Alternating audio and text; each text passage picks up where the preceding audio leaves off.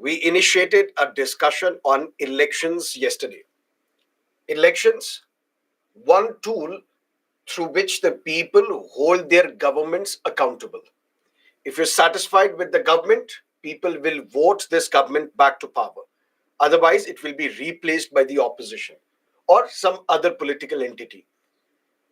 Election is not only a mechanism by which people choose a government, but they also choose the opposition, who is best suited to keep this government under check and ultimately uphold the interests of the people. There are constitutional provisions mentioned for elections. Article 324 gives the power of superintendence, direction, conduct, and control to a constitutional body known as the Election Commission of India. What is this Election Commission? What is the composition? How are these members appointed?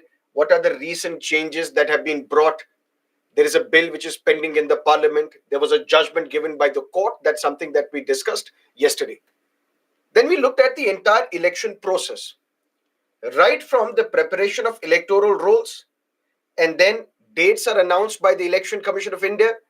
As soon as the dates are announced, model code of conduct comes into the picture. And this model code of conduct remains till the declaration of results.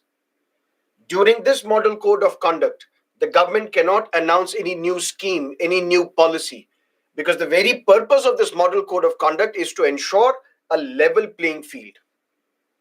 What is the origin and evolution of model code of conduct? What are the provisions of model code of conduct? Should it be given a legal status? Because it does not have a statutory backing. It's a voluntary document wherein all the political parties have voluntarily agreed that we will abide by it. What if they violate it? Can there be penal action against them? That's something that we discussed yesterday. Then we looked at once the campaigning is over, then voting takes place. And there is a period known as election silence. That means 48 hours before the end of the polling. That period is election silence, during which no campaign can take place, no election propaganda can take place. And then, if it is the voting day, voting takes place through electronic voting machines. What is an EVM? Who manufactures an EVM? What are the advantages of the EVM? What is the criticism leveled against EVMs? What is the use of VVPAT? What is the use of totalizer? All that is something that we discussed yesterday. Today, let's look at opinion poll and exit poll. Preparation of electoral roll. Dates are announced by Election Commission of India. Model code of conduct comes into the picture. Campaigning takes place. And this is where now election notification is issued. And we have discussed that under Section 14 and Section 15 of the Representation of the People Act 1951, the President will issue the notification for Lok Sabha election and the Governor will issue the notification for the legislature elections. Right?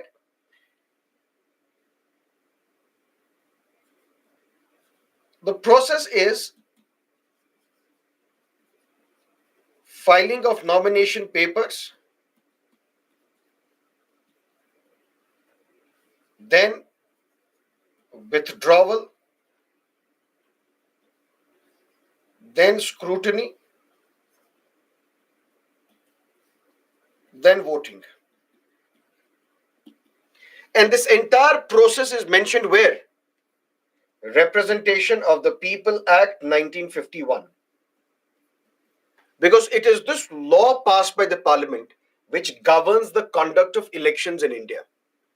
So as soon as the dates are announced, after some time, notification is issued by the President if it's a Lok Sabha election, by the Governor if it's a legislature election.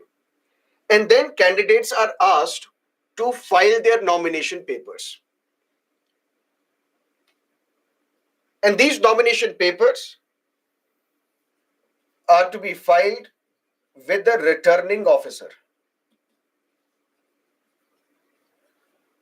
Returning officer is the DM if it's a Lok Sabha election, SDM or Assistant Deputy Collector if it's a Legislative Assembly election. For example, Election Commission of India says we will conduct this election to Lok Sabha in 9 phases. Obviously, geographically large, vast country, we don't have resources to ensure that elections are conducted on a single day in the entire country. That won't be possible because it involves a lot of expenditure, a lot of resources, lot of personnel, CRPF, police, officers, returning officers, presiding officers, observers. It requires a lot of infrastructure. We cannot ensure election to be conducted on a single day in the entire country. That's why we have various phases. Also, because there are different areas in this country which are disturbed, where there is a possibility of violence. Violence can be because of separatist tendencies, secessionist elements. Violence can be because of internal disturbance, for example, the Maoists, the Naxalites.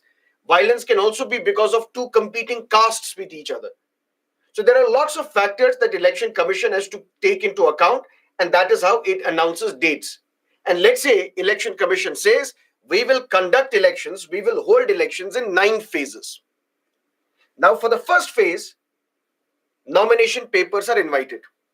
If I'm a candidate, I get this nomination paper and I have to fill every column of this nomination paper. And this was the change which was brought about 5 years, 6 years ago, 10 years ago. Otherwise, previously, if you had to file nomination papers, you could have kept some of the columns blank. But then just before 2014 Lok Sabha elections, changes were made to Representation of the People Act, to these rules. Nomination papers cannot be left blank. Any portion cannot be left blank. That is why, what is the name of the candidate? What is the name of the spouse? Are you married or not? All these details are to be mentioned. And that is why previously Mr. Modi, when he would fill his nomination papers, he would keep the marriage column blank. But 2014 onwards, he mentions that he is married. Because if you keep any column blank, your nomination paper will be rejected. And we have discussed in Article 19(1)(a) that Supreme Court has said, on the basis of the petition filed by Association for Democratic Reforms, that the voters have the right to know. Right to know who is this candidate contesting election. What is the amount of property in his name? What is the amount of property in the name of his spouse? What is the educational qualification? How many criminal cases are pending against him? So that the voters can make an informed choice whether this is the right candidate for our constituency. And these nomination papers are submitted before the returning officer. And I've told you yesterday, returning officer is an official who returns the winner. And I will give you one more explanation of this slightly later. But returning officer is an individual who returns the winner, declares the winner. And you have to submit your nomination papers before the returning officer, along with the oath. And that oath is mentioned under 3rd schedule of the Constitution. I have to contest election. For that, I have to take an oath as well. But once you file your nomination papers, you're also given opportunity to withdraw from the election race. For example, I belong to Congress. I want to contest election from this constituency, but Congress gave ticket to someone else. Now I want to jeopardize the prospects of this candidate. I am contesting as an independent, because Congress cadre, Congress voters, they will split between him and me. Some of them will vote for me, some of them will vote for them. Ultimately, the loser is the Congress. Now, Congress will, over a period of time, try to convince me, we will send you to a Rajya Sabha, or we will send you to Legislative Assembly. Don't contest Lok Sabha election. Our votes would be split, and we are the losers. And over a period of time, I can withdraw. There is a window given, time window, within which I can withdraw my nomination papers as well.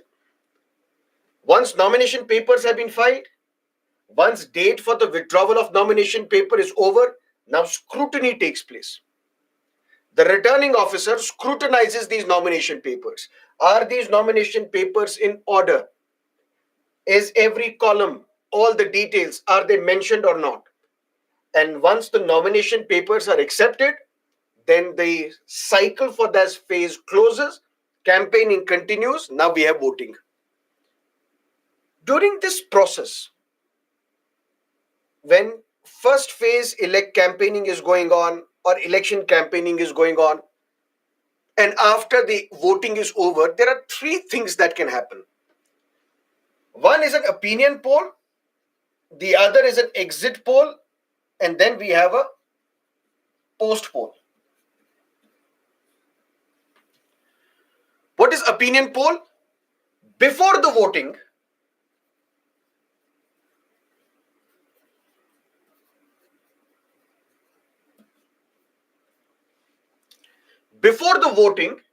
there are organizations whom we call pollsters. For example, today's Chanakya.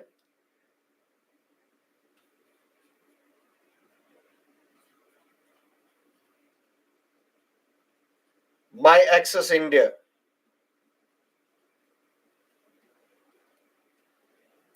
Center for the Society of Developing Studies. There are so many pollsters organizations which conduct and carry out these opinion polls. Basically, before people come out in large numbers to vote, these organizations approach the people, who are you going to vote for before the voting? What are the issues on the basis of which you want to vote for a political party? What are the top 5 issues concerning you in these elections? Is it unemployment? Is it corruption? Is it communalism? Is it foreign policy? Is it price rise? What are these issues? That means just before the voting, these pollsters, these organizations approach the voters and ask them, who are you going to vote for? That is before the voting. After the voting, as soon as you exit the polling booth, I press the button on the electronic voting machine, I exit the polling booth, I see these pollsters, and they are now asking me, who did you vote for? And I tell them I voted for this, I voted for that candidate. But sir, what about the anonymity of the vote? State, system should not reveal who you have voted for. But if you're voluntarily saying, I voted for this candidate, I voted for this political party, there is no issue. That means when I press my button on the electronic voting machine, I should be satisfied that nobody is witnessing my choice of vote. If I want, I can reveal it outside. Who did I vote for? But system should be such that it should ensure my anonymity. I can refuse answer to this question. Who did you vote for? I will not answer. Leave aside. I don't want to answer. Opinion poll is before the polling. You are being asked, who are you going to vote for? Exit poll is as soon as you exit the polling booth, I am asking you, who did you vote for? And then there is post poll. Because as soon as you exit the polling booth, I am asking you, who did you vote for? Maybe you don't want to reveal your actual choice. Maybe you are seeing that there are representatives of various political parties who may also be witness to this conversation. I don't want to get myself into any trouble. I go home, and once I reach home, there is a knock at my door. These pollsters come. Who did you vote for? Now, I don't worry about my surrounding because I am in my home. That is what is called post poll. Opinion poll before the polling. Exit poll as soon as you exit the polling booth. Post poll once you are at home or you are at your place of work or you are at a roadside dhaba. There you are being asked, who did you vote for? There's a ban. Exit polls and post polls are banned until the last vote. Which means these pollsters, these organizations cannot publish the findings of the exit poll and post poll unless and until the last person has cast his vote. Sir, you are confused. Why? Sir, you said after the voting is over. Then I am asking you, who did you vote for? And now you are saying there is a ban unless and until the last person has cast his vote, which is basically the same thing, because exit poll is after voting, post poll is after voting. What are you saying? My dear, what if it is a 9-phase election? 9-phase election. That means in first phase, voting is over. This organization conducts the exit poll and then publishes the findings of this exit poll. Now people will come to know who people have voted for in the first phase. Don't you think this result is going to affect the voter who is going to vote in the second phase, then in the third phase, then in the fourth phase, then in the ninth phase? Since exit poll and post poll, they have the tendency to influence the minds of the voters. That is why there is a ban on the publishing of the results of the findings of exit poll and post poll unless and until the last person has cast the vote in the election. That means the last phase is over, last person's vote is over. After that, you can publish the findings of exit and post poll. Similarly, what if it is a single day polling? In a particular state, voting takes place in a single day. Unless and until the last person has cast his vote, you cannot publish the findings. But sir, in any case, it will be published after the voting? No, it can be sometimes. If there is no ban, what can happen is people will start voting from 8 a.m. onwards. This organization will publish the findings that between 8 a.m. and 12 p.m. in this slot, whoever voted, 90% of these voters voted for the BJP. If I have to vote after 12 p.m., I don't want to waste my vote.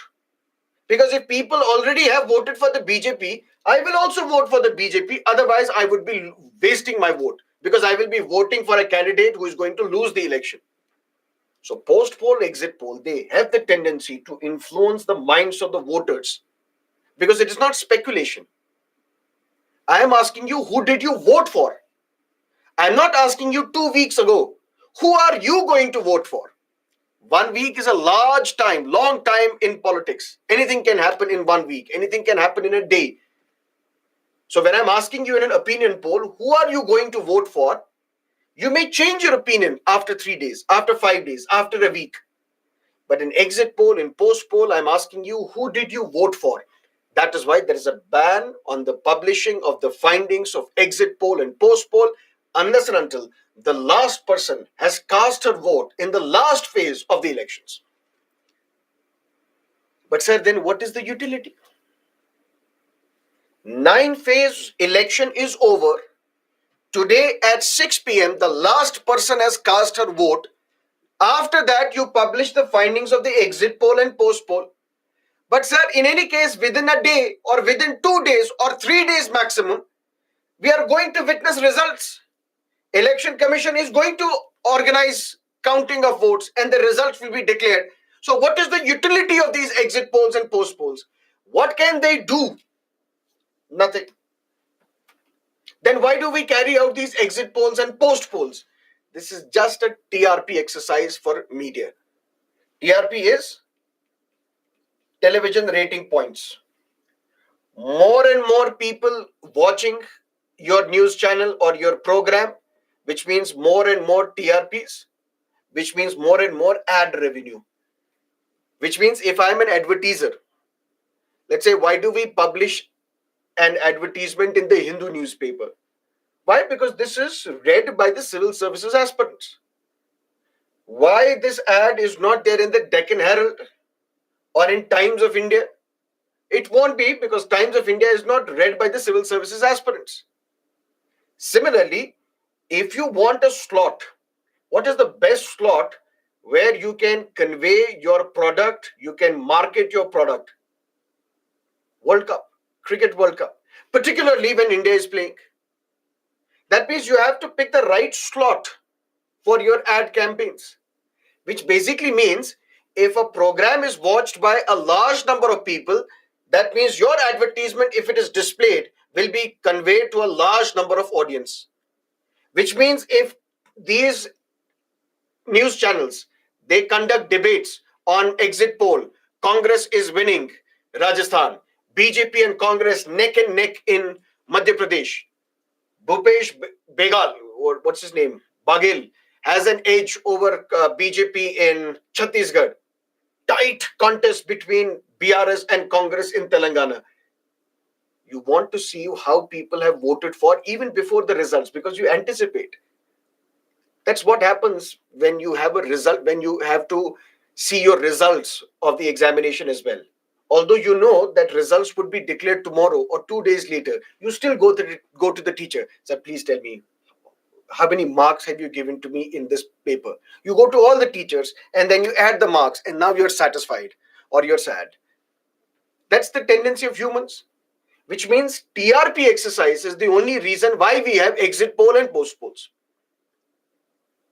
But opinion polls, which are published, which is carried out before the voting, it is not banned in India. There is only one restriction. The findings of the exit poll cannot be published during the period of election silence.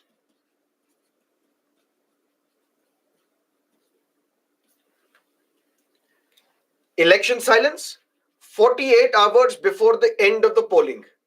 In this period, no campaigning can take place. No rallies can be organized. No door-to-door campaigns can take place. Nothing can happen. No advertisement can take place. And it is in this period that opinion poll findings cannot be broadcast, cannot be published. That means before 48 hours, you can publish the findings because it's only an opinion poll. It's not an exit poll. It's not a post poll because opinions may change. That is what an opinion poll is. But are these opinion polls good, bad, or ugly? One, we have massive population in this country. Right or wrong? Yes. More than 80 crore eligible voters. 80 crore eligible voters. Out of these crores of voters, this pollster, this organization conducts a survey of 10,000 odd people or 15,000 odd people. Asking these 10,000, 15,000 odd people, who are you going to vote for? On the basis of those interviews conducted with the people, this organization comes up with a plan or comes up with a number saying BJP will win these many seats, Congress will win these many seats, this is going to be the vote share of the Congress, this is going to be the vote share of the BJP. Is it possible that just by interviewing 10,000, 15,000, or let's say 20,000 people, this organization can come up with a figure how 80 crore people are going to vote for? Is it possible? Yes. Why? Because this is what statistics is. And statistics is science. But you have to be very careful in choosing the sample. So this sample of 10,000 or 15,000 people that you're choosing, it should not only be from rural India, it should be from urban India as well. What is a sample? Sample is approximation of reality.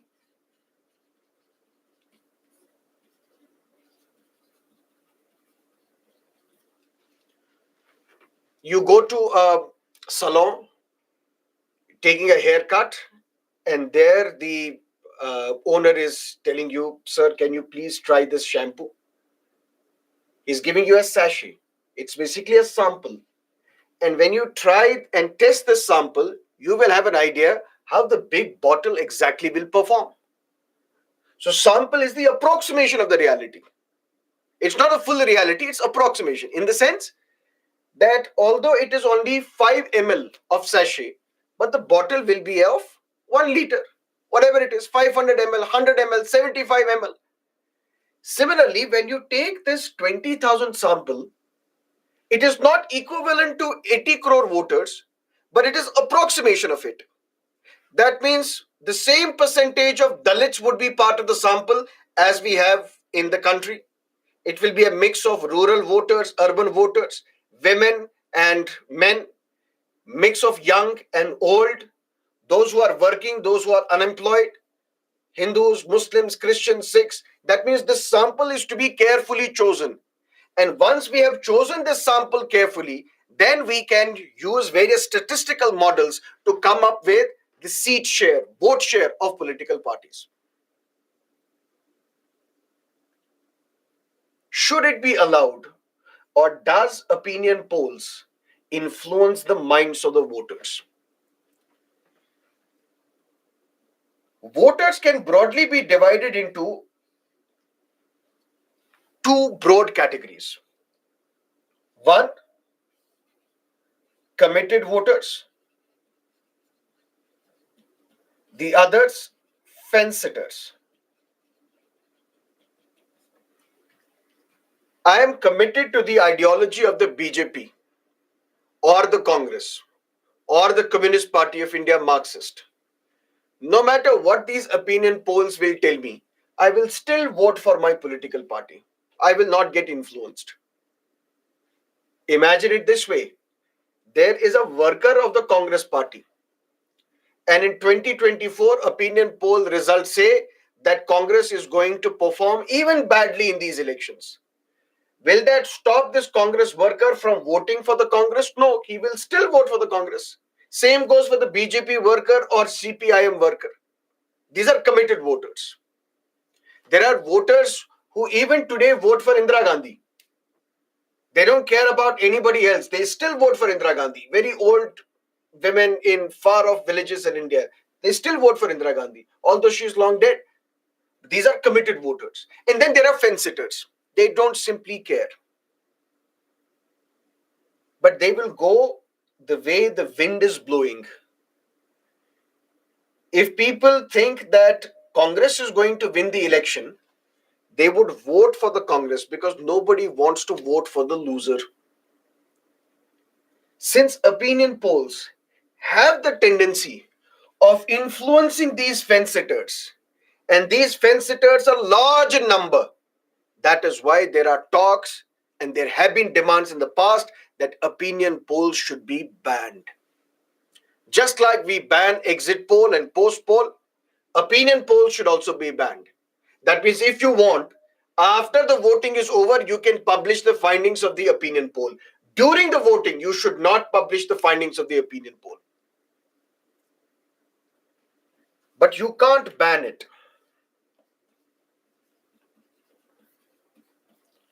Why? Because opinion polls draw their strength from Article 19(1)(a) of the Constitution, which is freedom of speech and expression. There are voters who want to express who are they going to vote for. That means opinion polls, they draw their strength from freedom of speech and expression. Yes, freedom of speech and expression is not an absolute right. But are these opinion polls against the sovereignty of India? Against the security of the state? Against friendly relations with foreign countries? Contempt of court? Defamation? Incitement to violence? Immoral or lacks morality or decency? So none of the restrictions which apply on your freedom of speech and expression applies to opinion polls. So opinion polls, long story short, cannot be banned because it draws its strength from Article 19(1)(a), and none of the restrictions on free speech applies or holds for opinion polls.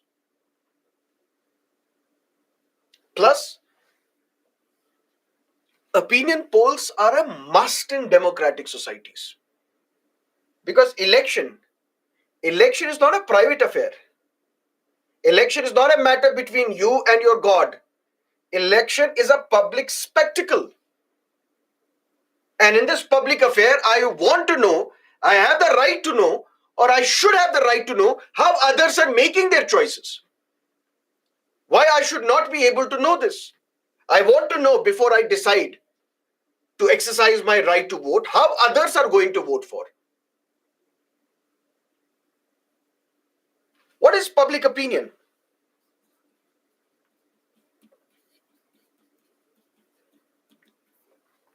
Public opinion is in favor of a war with Pakistan.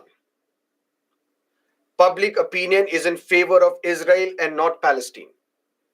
Public opinion is in favor of Mr. Modi coming back to power. Public opinion is of Public opinion says that we should have a strong capitalist government. We should not indulge in socialistic measures. How do you know that this is the public opinion? Because every evening we switch on our TV, there's a screaming preacher in chief of a Republic TV saying the nation wants to know. And nobody asked him, how do you know the nation wants to know? And who is this nation? And once the nation had a strong meeting with Mr. Goswami and asked him, I have never asked these questions. Why do you quote me in your debates and saying the nation wants to know? I don't want to know. But what is this public opinion? You see these television channels and you see this host screaming at the top of his voice, and there are 8, 9 panelists. They criticize each other. They don't debate with each other. They shout at each other.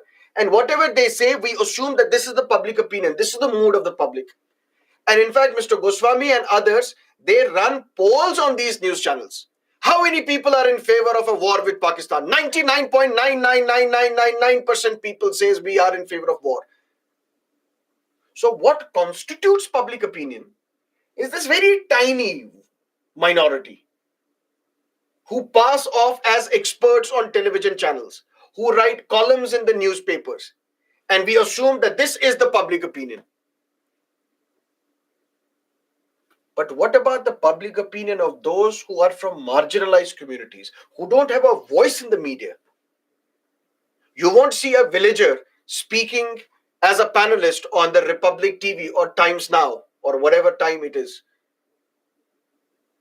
But in opinion polls, instead of going to these panelists, these organizations go to the real people. And when they interact with the real people on the ground, then they come up with a list that these are the real 5 factors, these are the real 5 issues that people are going to decide who they want to vote for. It is unemployment, it is price rise, it is corruption, it is lack of infrastructure in our urban centers. These are the issues, not the other issues that Mr. Goswami says are the real issues the nation wants to know. That is why opinion polls are a must in democracy. It should not be banned. Number one, it cannot be banned because it draws its strength from freedom of speech and expression. And none of the restrictions on freedom of speech and expression applies to opinion polls. So you can't ban it. It must be encouraged. Why? Because we must recognize that systematic collection of public opinion is a must in modern democracies. Since elections are not a private act, citizens wish to and need to know how others are making up their mind. Survey-based tracking of the mood of the electorate performs that crucial role. Survey-based tracking, opinion polls, through questions, through surveys. In an unequal country like India, where a tiny but voluble elite is used to passing off its voice as public interest, scientific sample surveys of public opinions are one of the few ways in which the voice of the poor and the disadvantaged gets registered. That's why opinion polls should not be banned. But unfortunately, opinion polls have not lived up to their expectations. With some notable exceptions of today's Chanakya, My Access India, Center for the Society of Study for the Developing Center for the Study of the Developing Societies. These are few pollsters organizations which have carried out honest, genuine opinion polls.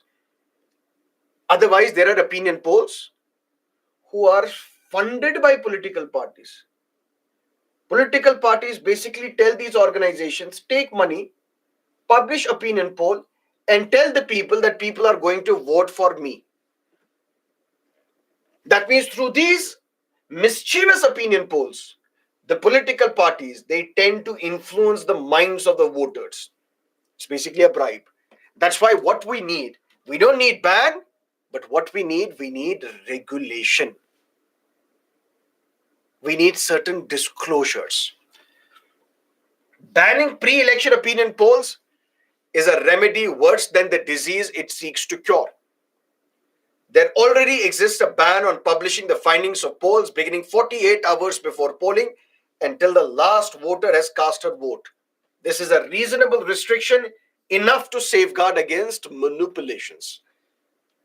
But still, there should be disclosure. And what are the disclosures? You open a newspaper, you turn on the TV, and you're watching the broadcast where opinion poll results are being declared. But this news channel, this organization, will have to give some disclosures. Number one, who is the ownership of this organization? What is the ownership of this organization? Which means I am watching this opinion poll. Opinion poll says BJP is going to sweep Madhya Pradesh. This opinion poll is carried out by ABC. Owner of the ABC is the BJP MP. I will have to keep in mind that this is going to be biased opinion poll, because this opinion poll, the owner of this organization is a BJP MP. What is the track record of this organization? Opinion poll says Congress sweeping Chhattisgarh. Who is this organization? Disclosure should be mentioned. Who is this organization? In the last 10 opinion polls, they have never hit the target. That means they're always wavered. They won't ever know how to predict the winner. This time also, I will not trust them. Opinion poll result says BJP is going to sweep Rajasthan. And this poll, opinion poll, is sponsored by the BJP. Will you trust it? You won't. India's largest opinion poll declares BJP is going to sweep 2024 elections. What is the sample size? 500 people. On 500 people, you can't judge how 80 crore people are going to vote for. So certain disclosures should be made. What is this organization? Which is this organization carrying out this survey? Who is the owner of this organization? What is the track record of this organization? Who is the sponsor of this opinion poll? What is the sample that you have taken? How you have taken this sample? What are the questions that you have been asking? How the questions are being framed? Because how questions are being framed also plays a very important role. For example, if I tell you, should we invest money in producing a nuclear weapon? Let's say I'm asking this opinion poll right now. I'll give you 15 seconds. Now I will take another poll. Nuclear weapon yesterday. Should India be making a nuclear weapon today? When you go out, it's not only the questions that you will be asking matter. It's also the way and the sequencing of these questions that will matter. Should India be investing in making a nuclear weapon? No. Yes. Pakistan has tested nuclear weapon yesterday. Should India be making a nuclear weapon? Yes. Yes. Yes. Majority will say yes. All these disclosures should be made so that if I'm a viewer, if I'm a reader, I can check these disclosures and then decide whether I should trust this opinion poll or not.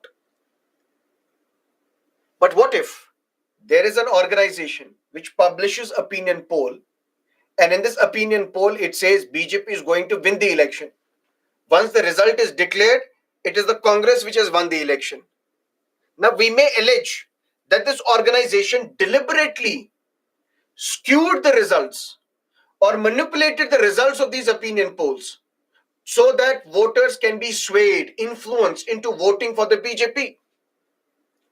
After the election is over, we may ask this organization, show us your raw data. Give us your raw data.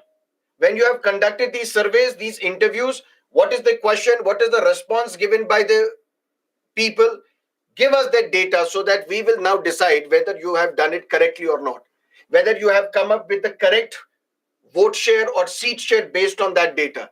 If not, then you will be accused, you will be guilty of influencing the minds of the voters, which is a corrupt practice, and we will ban you. So we don't need to ban opinion polls. We just need to regulate them so that they are indeed scientific surveys, which is important in our democracy. But to prevent political parties manipulating these opinion polls, misusing laws to fund these opinion polls, and then try to influence the minds of the voters, this is a corrupt practice. And for that, we need who is going to regulate these opinion polls. First option always is self-regulation. That means government stay away from it. Government should not interfere. Because if government lays down guidelines, regulates them, CSD has come here. You have carried out survey. This survey says that opposition is going to win the election. Don't publish it, otherwise, So government should stay away from this. Government should not be in a position, should not have the power to regulate these opinion polls. It should be self-regulation. Just like we have self-regulation in the media, self-regulation of the press. We have self-regulation of the OTT platforms, for example. That means all these pollsters, they will come together. All of them would agree that these are the guidelines that we should follow and let them regulate themselves.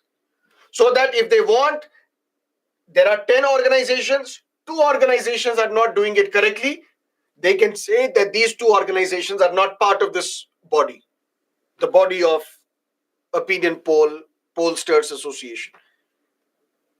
If not self-regulation, then second option should be Election Commission of India. Election Commission of India should regulate all these opinion polls. This is what you need to know regarding opinion polls. Any questions? Now, once results are declared, once the voting is over, then we also realize that voting percentages vary. Cities or urban areas, they come out in less numbers to vote. People in rural areas, they come out in large numbers to vote. 2008, 26/11 attacks happened in Mumbai, where terrorists came from Pakistan, used the sea route, hit the 5-star hotels, took people hostage and killed more than 300 innocent citizens. This was not only an attack on the financial capital of India, this also exposed our government's ability to control and to prevent such terror strikes. It talks about loopholes in our intelligence. It talks about loopholes in our security. It talks about loopholes in our preparedness against facing an enemy. After 26/11 attacks, Mumbai awoke. Mumbai is always awake, but awake to carry out their own personal needs. But this time, Mumbai was awake for the larger society. Candlelight marches were carried out. Enough is enough. Government should be accountable. Government should be accountable. Mr. Shivraj Patil was the Home Minister. He changed his dress 3 times in a single day, wearing one dress in the morning, then in the afternoon, then in the evening, because he was interacting with the media on the regular basis, and people realized, what is this guy doing? He's supposed to be the Home Minister in charge of the internal security. Instead, he's changing his dress 3 times in a single day. And then he was asked to resign. He resigned. Obviously, not only for changing his dress 3 times in a day, but because of his failure to prevent this attack.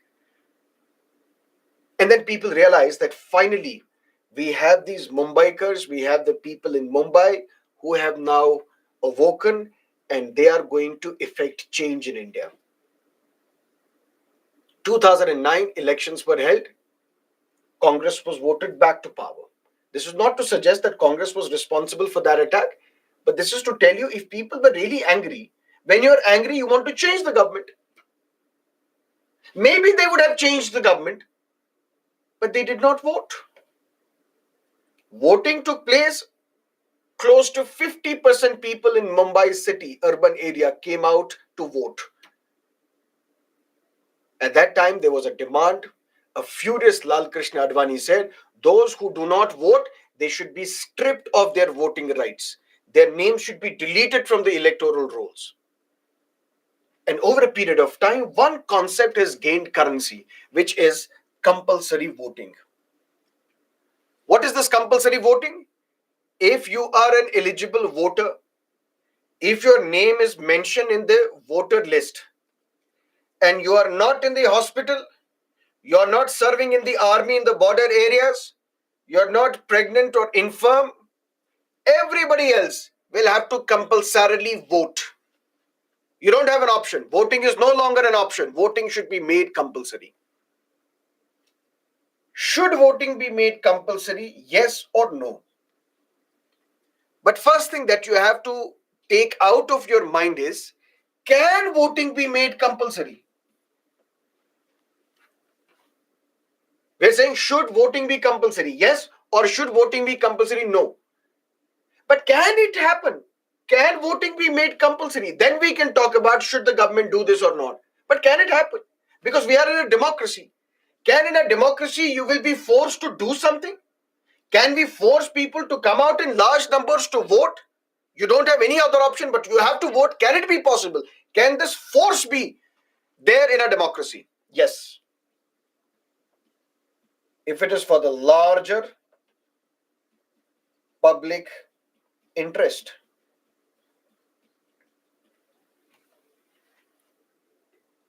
The government can force you to pay tax in a democracy.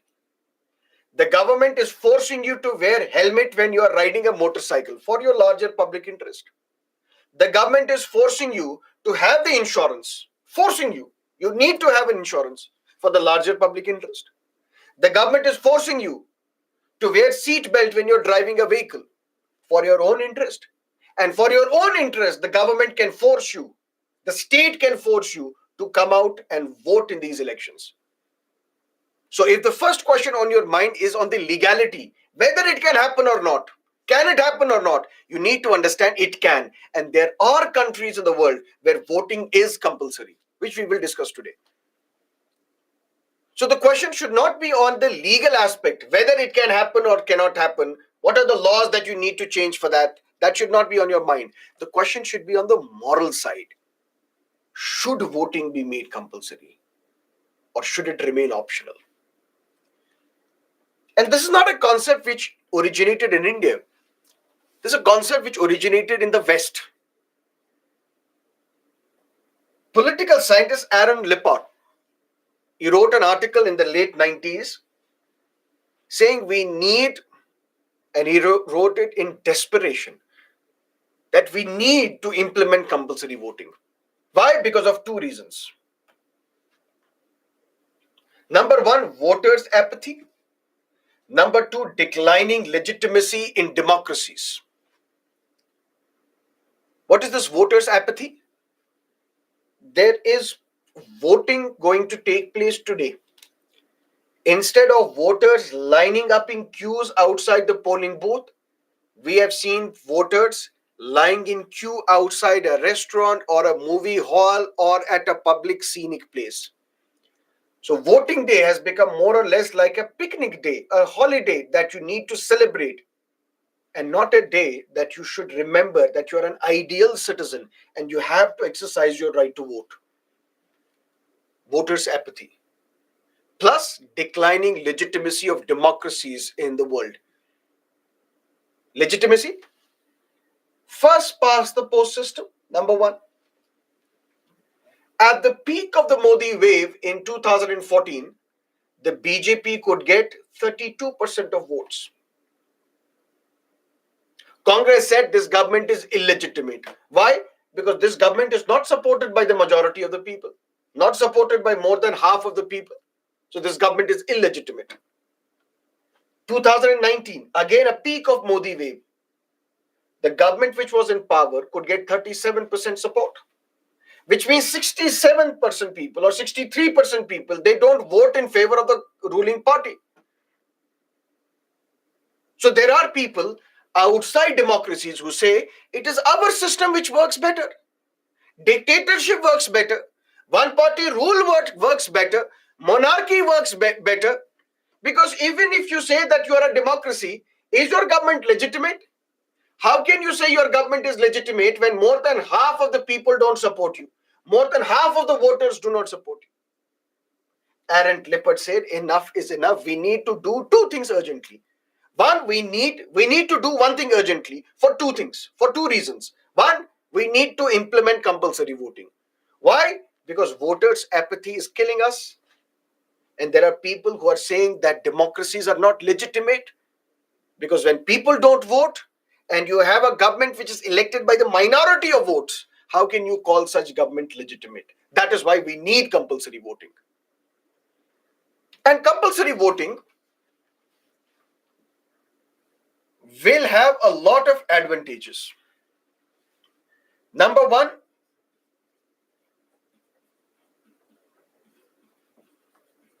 people's engagement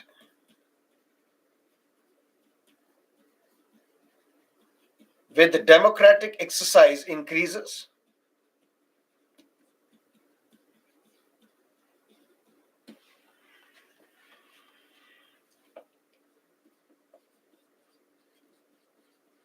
People's awareness will increase.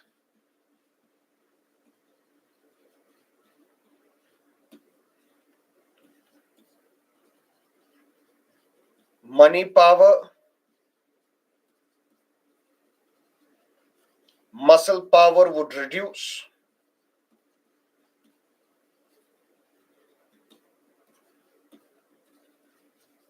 Legitimacy of the government increases. Government will become more responsive.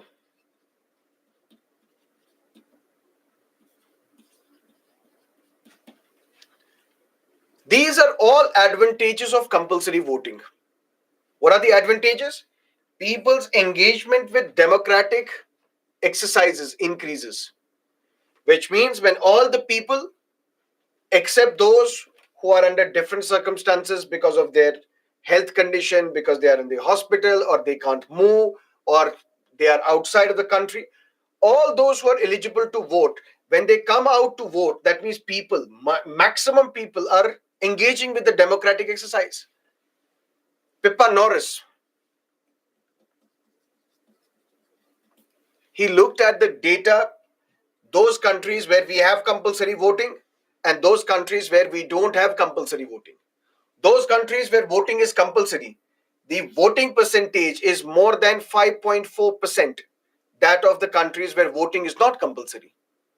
That means one thing is clear: compulsory voting increases the voting percentage, which means it increases people's engagement with democratic exercises. It creates awareness among the people.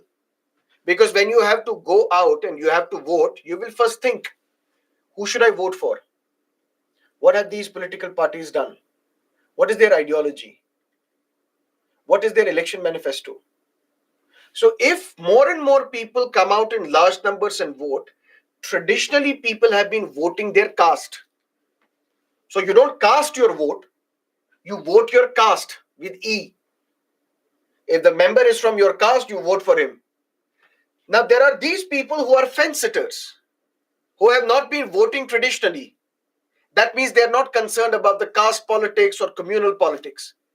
Once you're forcing them to vote, now you will force them to think, I don't want to vote basis my caste or religion, but out of these candidates, who is the most educated candidate? Who is the candidate with least number of criminal cases?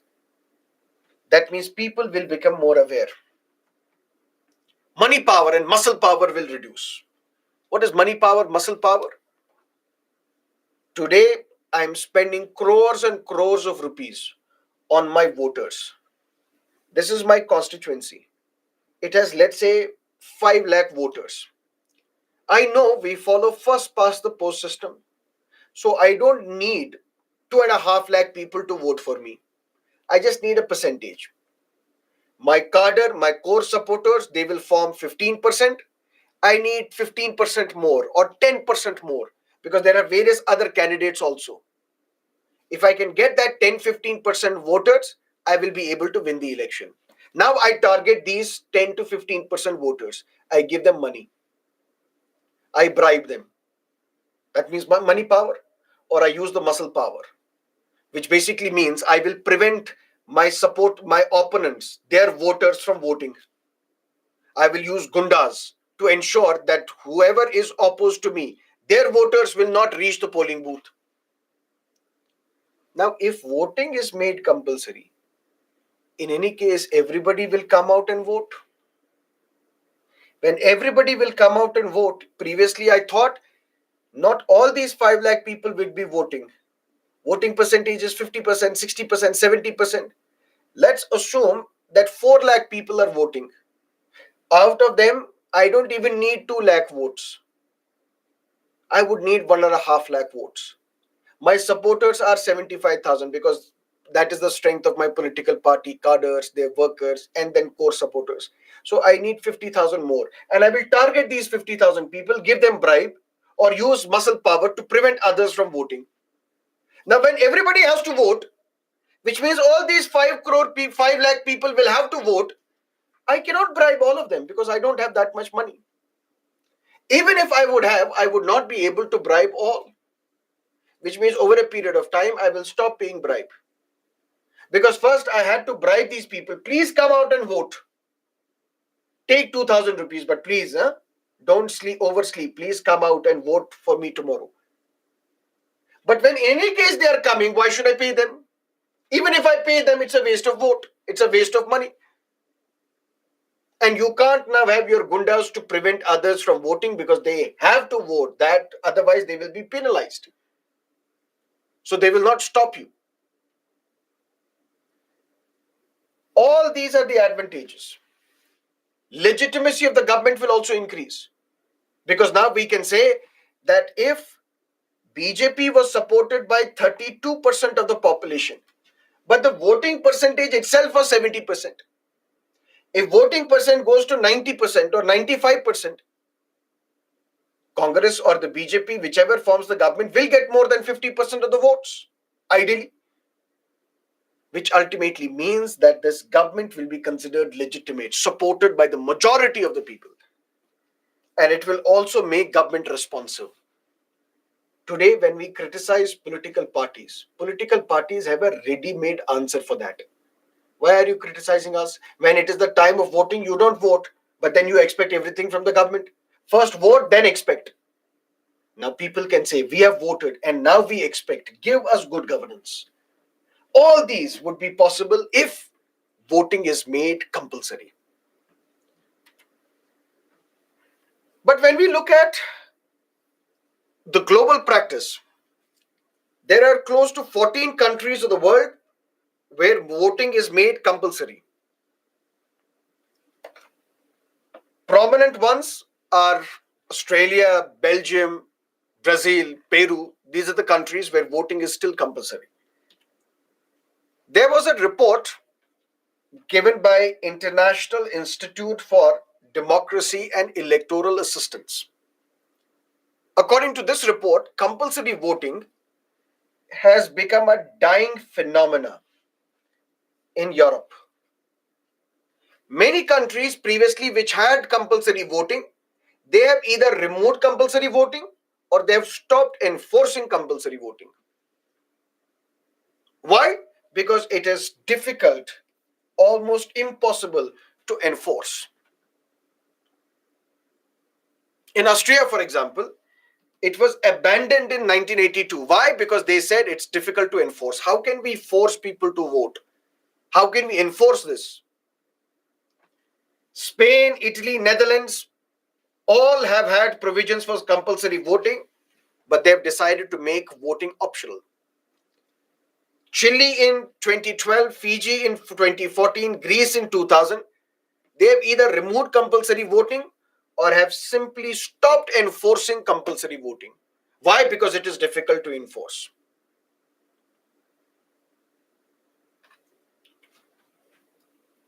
But does compulsory voting increase turnout? I told you about the Harvard professor Pippa Norris, who showed that the average voter turnout in countries with some form of compulsory voting was 5.4% higher than in countries where voting was optional. But even then, there are those who say voting should not be made compulsory. Why? My name is on the electoral roll.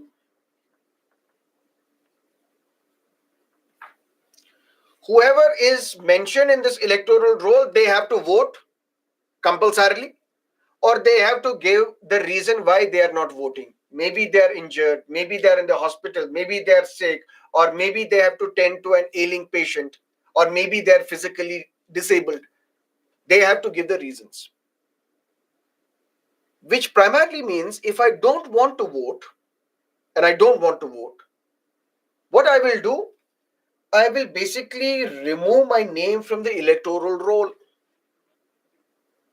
I will come out of the electoral roll. Or when this electoral roll is to be refreshed, where the election commission will ask, give us your details so that we can update your details on the electoral roll, I will avoid appearing in this electoral register. That is one problem when you make voting compulsory. You're basically incentivizing people that you avoid appearing on the electoral roll itself. And even those who will be forced to work, they might actually spoil the ballots by voting randomly. Randomly in the sense, today we have voting which is optional. Listen to me carefully. Voting is optional. Even then, the voting percentage is 70%, 80% in some cases. That means there are 20-30% people who don't vote. Why? Because they simply don't care. That's the only reason. Or they're busy. But basic reason is they simply don't care. But those people who vote, they keep a lot of consideration in mind. That is how they decide who to vote for. Maybe they're voting for their own caste. Maybe they're voting for their own religion. Maybe they're voting because they respect the ideology of a political party. Maybe they're voting out of anger because we want to throw out this government. That is why we need to vote for the different political party. That means they have thought out. That's how you come out and vote. Without thinking, you will not exercise your right to vote. Maybe you have gone out to vote because you were paid money, liquor, biryani, whatever by the political parties. But you have at least thought through. But these 20-30% people who have never voted or who don't vote regularly, when you are forcing them to vote, how will they vote? They will vote randomly. Maybe they will vote based on the Twitter trends or X.com now, as it is called. Maybe they will vote for various YouTube campaigns. So there is a campaign on YouTube. I am telling people vote for me. Basis that people will decide, okay, I will want to vote for him, despite the fact that they have no idea about me. I'm voting for this candidate because I saw him on Twitter. I'm voting for this candidate because I saw a YouTube ad. I don't know anyone else. And this happened in US, this happened in Australia, where they had some form of a donkey vote. What is this donkey vote? There is an electronic voting machine. In Australia, voting is compulsory. So people have to necessarily go to the polling booth and vote. So when people go to polling booth, they press the first button on the electronic voting machine and then they go. Since voting is compulsory, they have to do something else as well, but they have to get rid of this voting as well. So what they do, they quickly go to the polling booth, press the first button on an electronic voting machine and then go. An analysis was conducted and it was found out that donkeys are getting elected to the parliament.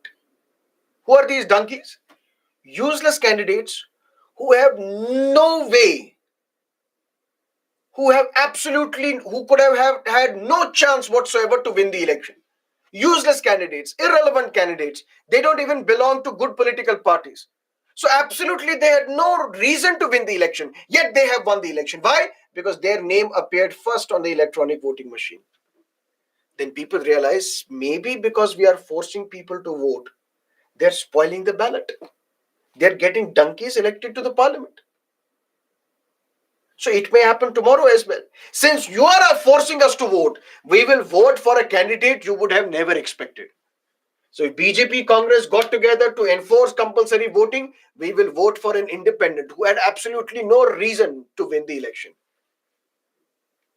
So if you are forcing people to vote, votes for none of the above or spoiled ballots are much more prevalent with compulsory voting.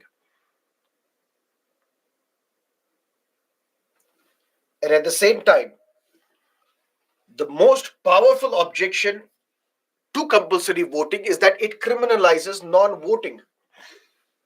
It gives power to the state that it can harass an individual. I don't want to vote. Why should I be criminalized for that? Why should the state harass me? Why did you not vote?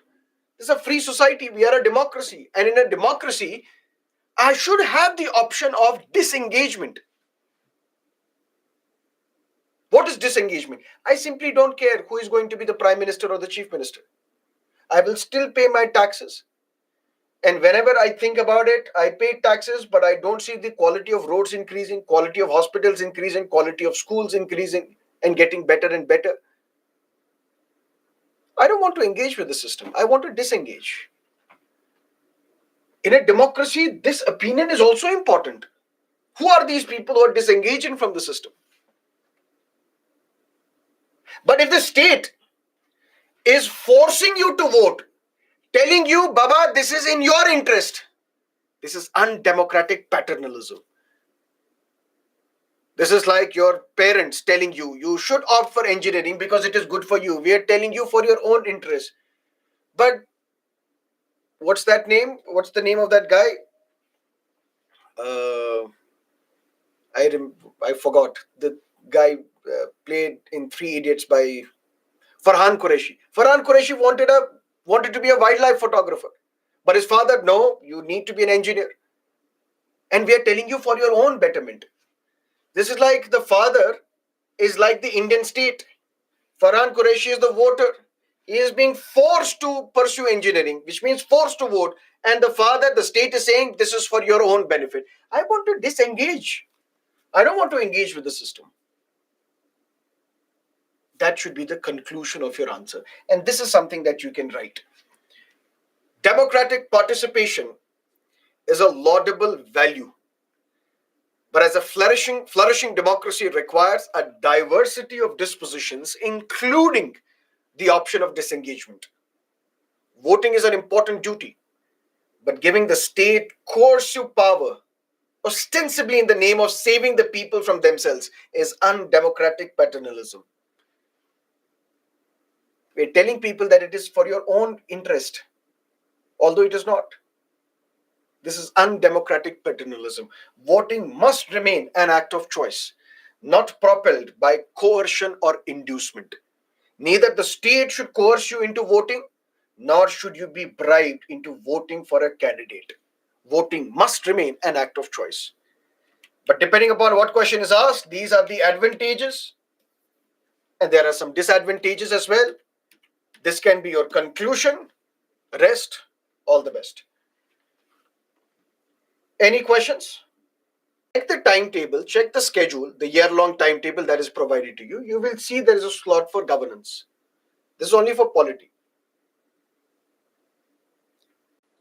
Vote there wherever they are, but those will be sent via post to their constituency.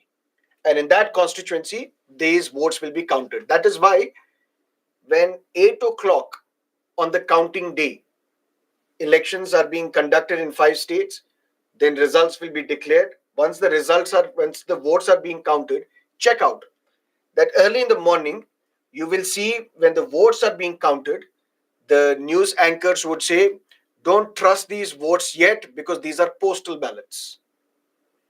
So first postal ballots, and army votes in a different fashion.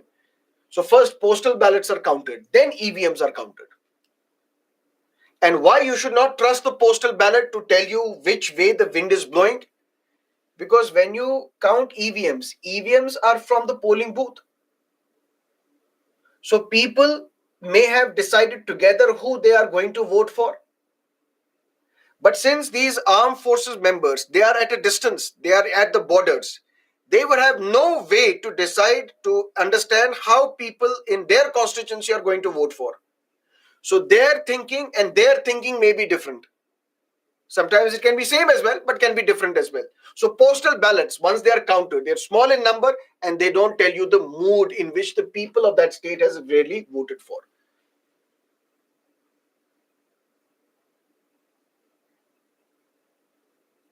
Is a non-resident Indian. If his or her name is mentioned in the voter list, You have the right to vote, but for that you have to come to India and vote. There is one proposal proposed by the Election Commission known as remote EVM that we will discuss in electoral reforms slightly later. First is right to recall. What is a direct democratic device? We have a representative democracy. That means we elect our representatives, and then these representatives make laws for us. People do not directly form the government. They elect their representatives, and representatives form the government. So we are an indirect democracy. But even in indirect democracy, there are some devices which can give the flavor of direct democracy. That's what we call direct democratic devices. One such device is right to recall. Anna Hazare in 2011 launched a campaign, India Against Corruption, and he also called for right to recall. And what is this right to recall? Chichi, the nickname given to Mr. Govinda, contested elections in 2004 on a Congress ticket, won the election from Mumbai, became the member of the Lok Sabha. Miss Sonia Gandhi, she was all set to become the prime minister, but then she said, I'm listening to my conscience. My conscience does not allow me to become the prime minister. Dr. Manmohan Singh will be my candidate. If you want, make Manmohan Singh as the prime minister. Various other Congress leaders who had assembled there, they cried, wept bitterly. Govinda also, because previously he was hero number one. Now he wanted to become a Neta number one. And as Neta number one, he's crying, Madam Gandhi, we want you to become the prime minister. Please, please, please, please. He was present there, but he was never present in the Lok Sabha. Sunny Paji, present in all the promotional campaigns for Gadar 2, whether it is Kapil Sharma show or now Coffee with Karan on Disney Hotstar. Present there, but not present in the Lok Sabha. In fact, he has issued a notification few years ago appointing a friend as the representative of the constituency, saying if people have any problems, you approach that individual because I will be busy in my movies. So you may, as a voter, make a mistake of appointing or electing somebody. But if that individual is not living up to your expectations, should you wait for the entire term to get over, which is 5 years? Or should you be having the power to recall that individual? Govinda, you are recalled. Sunny Paji, you are recalled. XYZ, you are recalled because you have not satisfied us. That is a right to recall. But this right to recall is absent at the central and state level. That means in Lok Sabha or state assembly elections, we don't have right to recall. You have to wait for 5 years. Once the 5-year term is over, if they contest elections again, don't vote for them or vote for someone else. But you don't have the power to recall an individual. But right to recall is present at Panchayati Raj level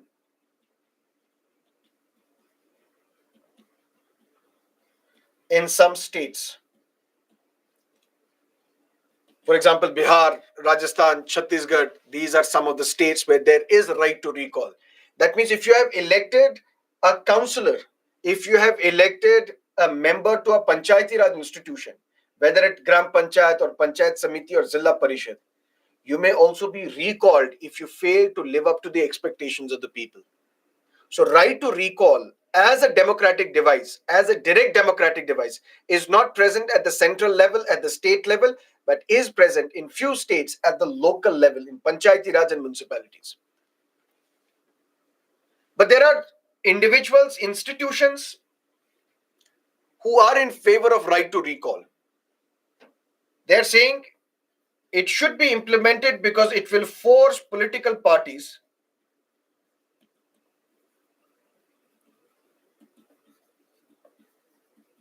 to give tickets to serious candidates.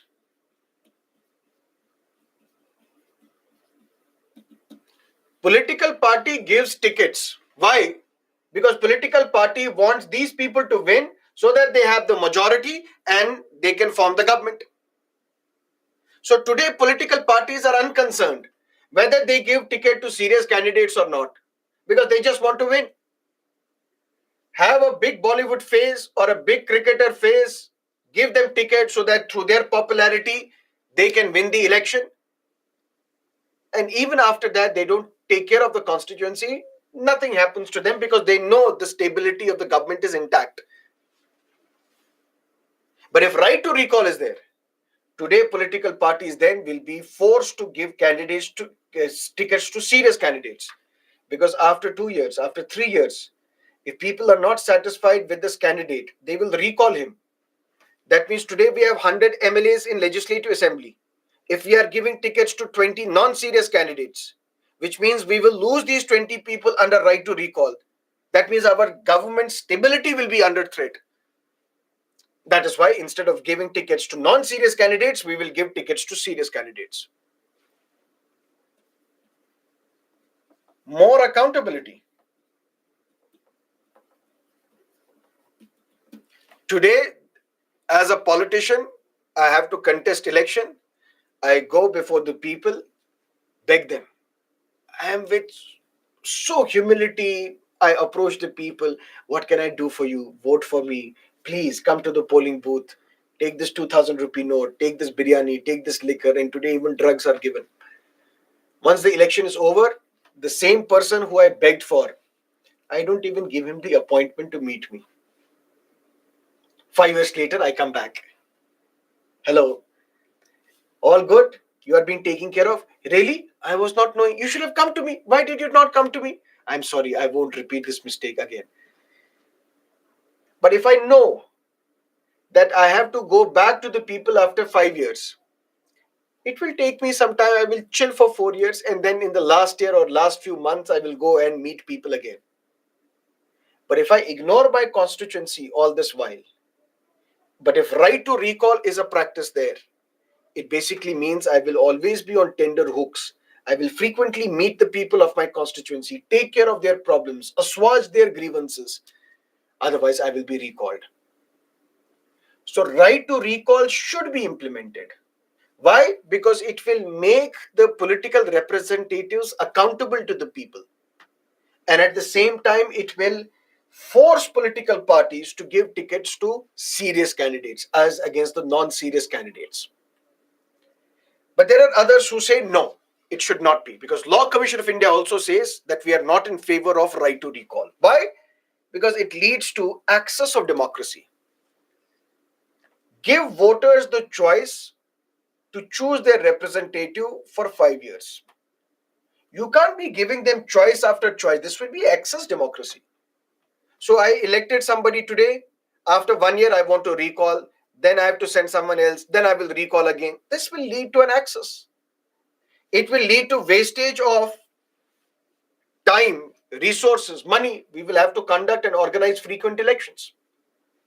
It undermines the independence of elected candidates. I have been elected. There are some policies that I have for my constituency. But these policies will take 2 years, 3 years, 4 years to materialize, to mature. That means I will not now think of my constituency as a long-term project. I will think of my constituency as a short-term project. I have to give to the people of my constituency something that they can value today. But what if what they need will materialize after 4 years? I will not implement that policy. Why? Because I want quick satisfaction of my constituency, otherwise they will recall me.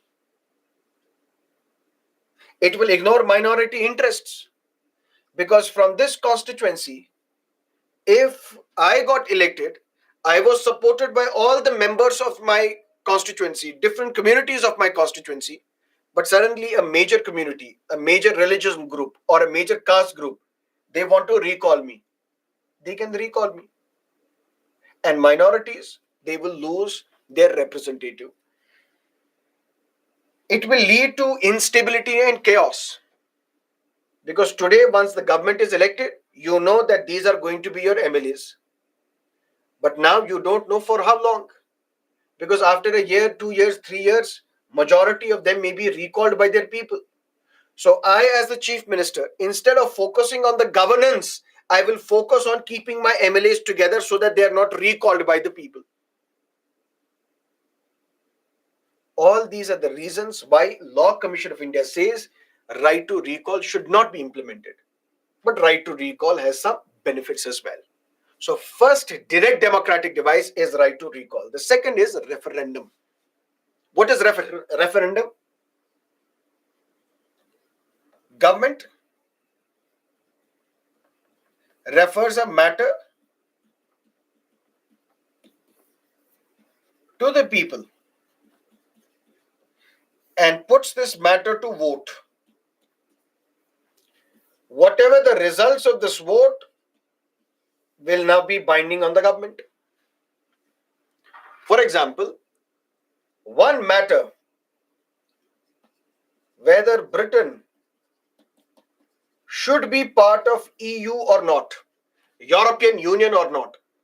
This matter was referred by the government to the people of Britain, asking the people of Britain, you vote whether Britain should remain part of European Union or not.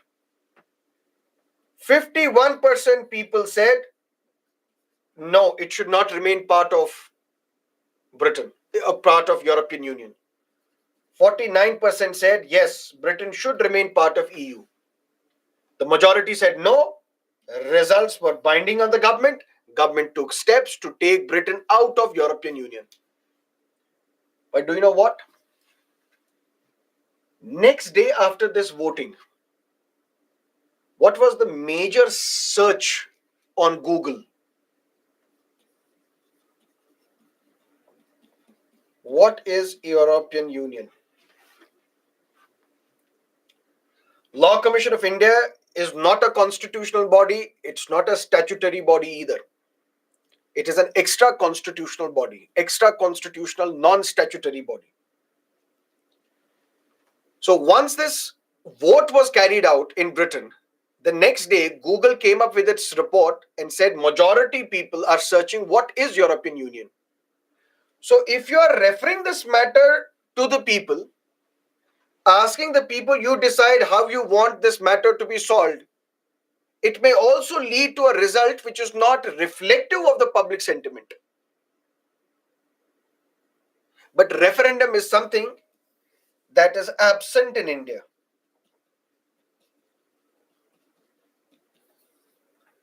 There is no such provision of referendum in India. There should be, for example, government can refer to the public whether we should implement universal basic income in India or not. And whatever people decide should be acceptable to the government. Government should take steps to implement this.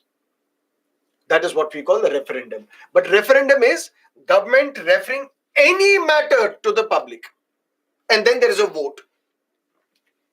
If the government is referring a matter which is political, only political in nature, to the people, that's what we call plebiscite. I'll have to erase this.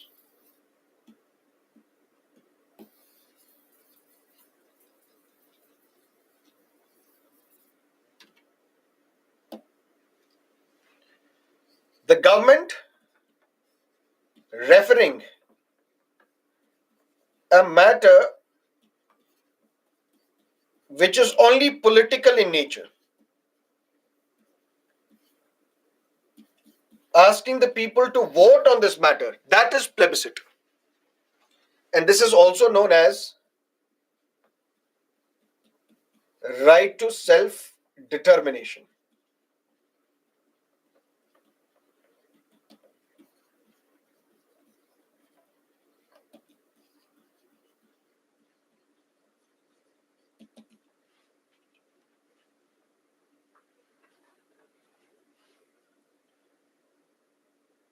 Referendum is government referring any matter to the public, asking people to vote on this matter, and we will decide whether we will accept your decision or not. Referendum. That means when the government is referring this matter, at that time, it says whether this vote is binding or not.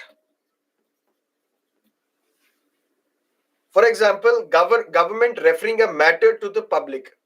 Should there be a uniform civil code in India? And the government, while referring this matter, announces whether this result of referendum is going to be binding on us or not. Whether we are using referendum just to see the mood of the people, or we are using this referendum to basically tell the government what you have to do, whether the result will be binding on the government or not. And in referendum, any matter, whether it is social matter, economic matter, political matter, can be sent to the people. But the result of the plebiscite is always binding on the government. When the government is referring a matter of politics, a political matter which affects sovereignty, and what is that political matter? Plebiscite in Jammu and Kashmir. People will be asked whether you want to stay with India or you want to join Pakistan. That means the answer to this question affects the sovereignty of that individual, of that entity, of that state, of that country. That is what we call the right to self-determination. People will get to decide their political nature, their political decision, whether they want to be part of this country or they want a different country. That is plebiscite. And the result, the findings of plebiscite is always binding on the government. But plebiscite also is a concept that is not present in India, that is not guaranteed by the constitution. Then we have initiative. Instead of government referring a matter to the public, this is the initiative of the people. They initiate a matter and give it to the government. And the government has to accept that initiative.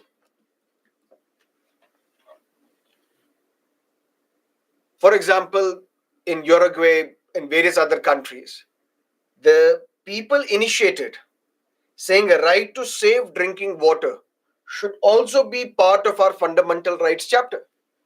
So the initiative came from the public. Now public is saying that right to safe drinking water should be a fundamental right. When this matter reached the government, which was initiated by the people, the government had to accept this. That means the government accepted the initiative of the public. That's what we call initiative. But this initiative also is absent in India. So what we have out of all the direct democratic devices, such as right to recall, referendum, initiative, plebiscite, we have only right to recall, that too, and some states, that too at the local level, not at the central and the state level. Clear?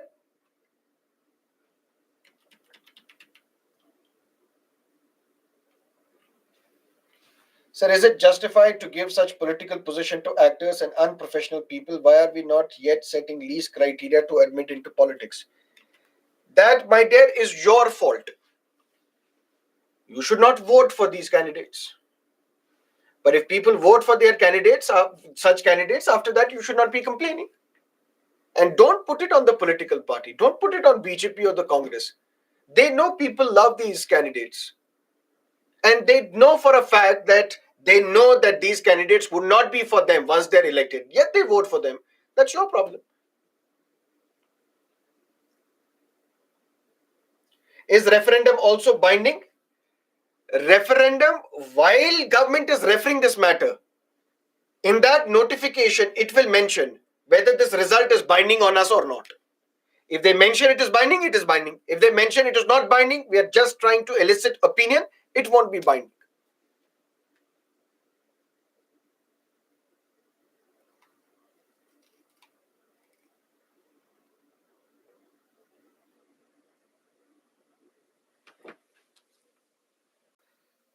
it's morning.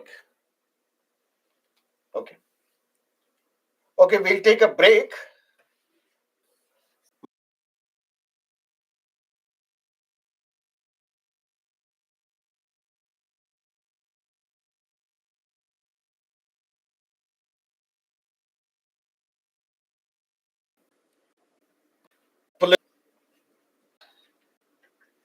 Political party is a group of people with the intention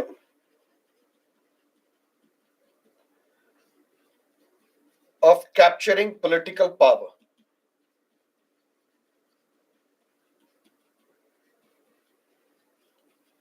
That means a group of people who, through elections,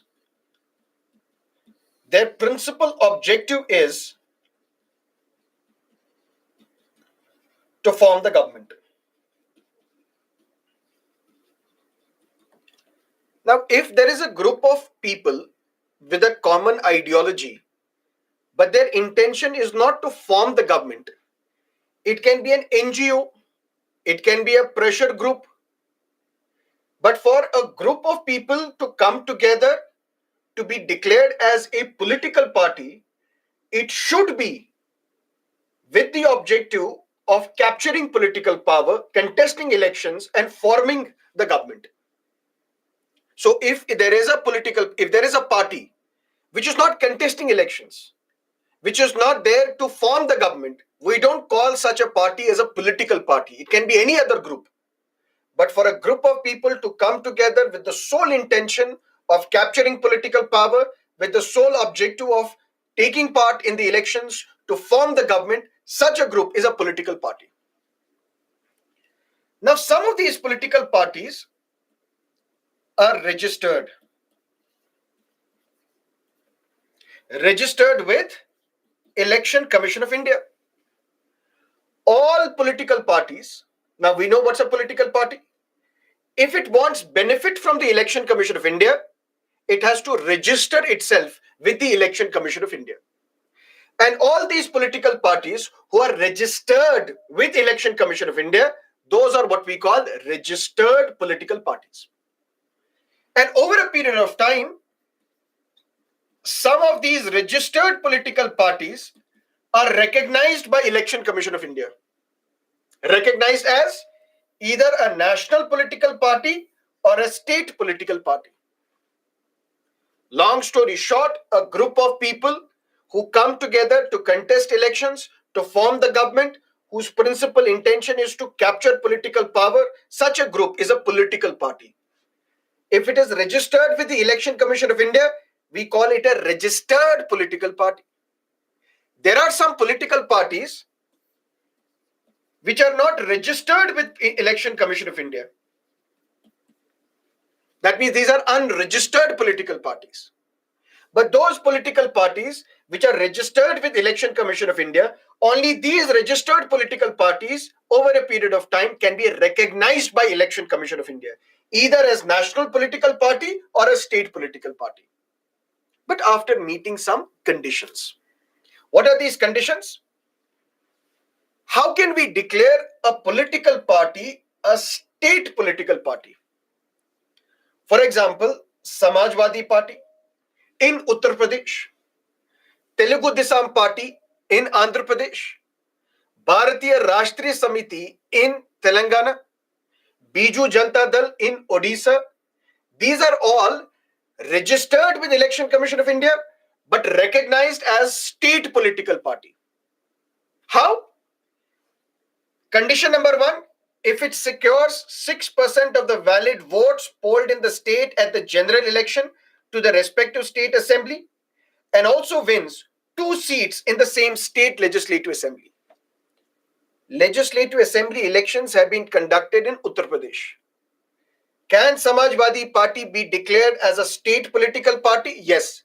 If in this election it gets 6% of all the valid votes, that means in all the 403 constituencies, when we will count the votes, if Samajwadi Party gets 6% of all these valid votes, also 2 seats in the Legislative Assembly, then it is a recognized political party, recognized state political party.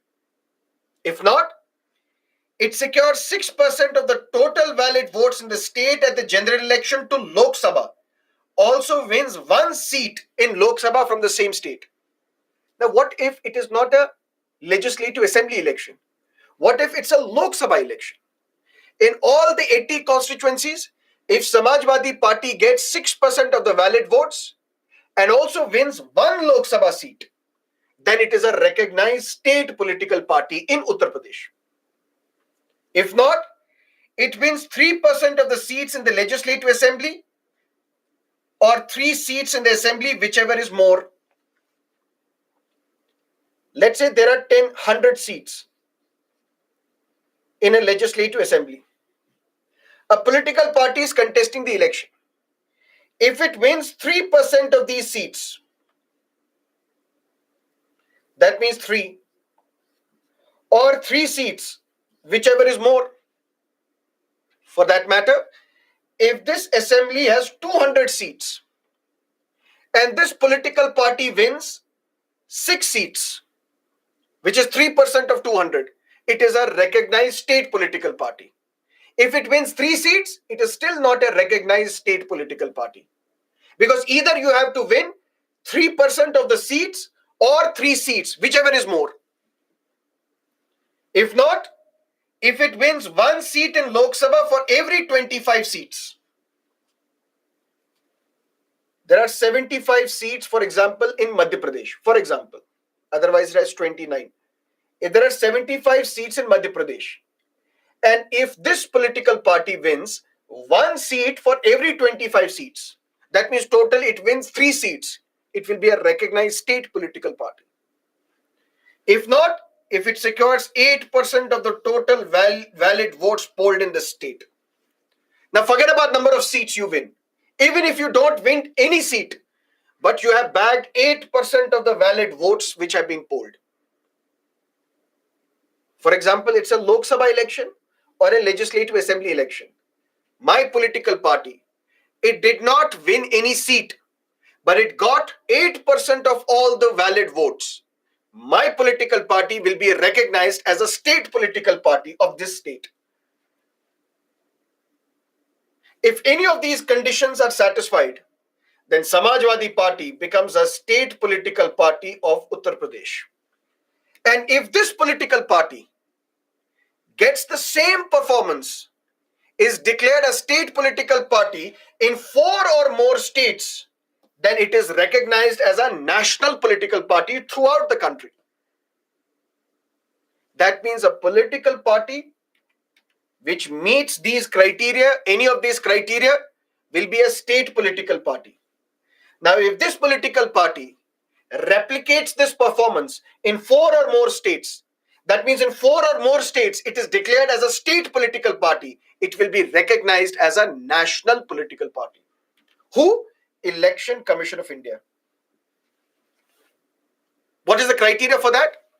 Let's say I have set up a new political party, and my political party contested elections in 4 or more states. And on all these 4 or more states, I am recognized as a state political party. I will be now declared by the Election Commission of India as a recognized national political party. What if I set up a political party today? Now I am contesting Lok Sabha elections or assembly elections. If my candidates have scored at least 6% of the total valid votes in at least 4 states, and the party has at least 4 MPs, or if it has won at least 2% of the total seats in Lok Sabha from at least 3 states. These are the conditions that you will have to remember. You will have to memorize. My political party, it contested elections. There are 543 seats. If my political party gets at least 2% of these seats, which means 10 seats, but these 10 seats should be from at least 3 states. If my political party contests Lok Sabha election in the entire country, and I have bagged 10 seats. But these 10 seats have only come from UP. That means from one state. Or 5 from UP, 5 from Madhya Pradesh. That means from 2 states. I will not be a national political party. I will be a state political party in these 2 states. At least from 3 states, if I get these 10 seats, I will be a recognized national political party. And a political party which is recognized as the state political party in 4 or more states is known as a national political party. And how many national political parties do we have as of now? Aam Aadmi Party recently was declared as a national political party because it is declared as a state political party in 4 or more states, including union territories. For example, Delhi, Punjab, Goa, Punjab, Delhi, Goa, Gujarat. In 4 states, it has bagged more votes, which meets the criteria of a state political party. It's a state political party in 4 or more states. It's a now national political party. BJP, Congress, CPIM, Bahujan Samaj Party, and National People's Party, which is the first party from Northeast to be given the status of a national political party. This is led by Conrad Sangma, who is the Chief Minister of Meghalaya. Clear? But what are the benefits? Benefit number 1, when there is an electronic voting machine and the names are to be added on the electronic voting machine, names are added in the alphabetical order. First will be national political party. That means all the national political parties, their candidates in alphabetical order, they will get first slot. Then state political party, their candidates in alphabetical order. Then recognized political parties, who are recognized, registered political parties. Then unregistered political parties. Then independent candidates. And then the last button is Nota.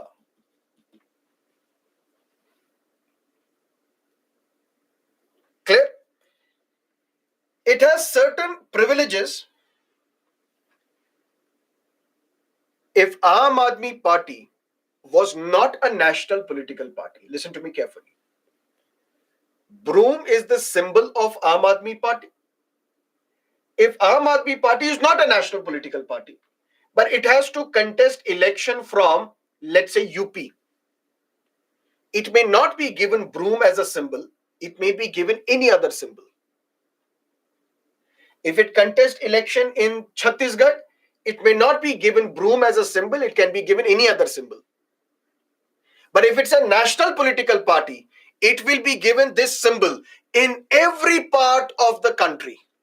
That means from now onwards, Aam Aadmi Party, wherever it will contest elections, whether in Andhra Pradesh or Tamil Nadu or Kerala or any other state, it will be given the same symbol, which is the broom.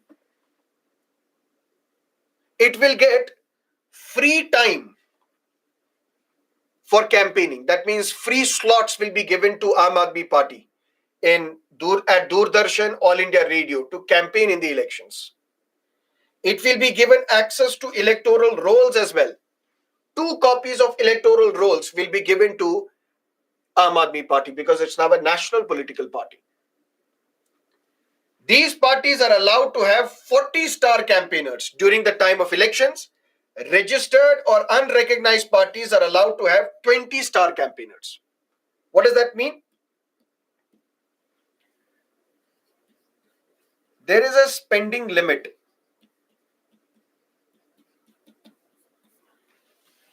What is the amount of money that you can spend in the election? If it's a Lok Sabha election, for a large constituency, 90 lakhs you have to spend.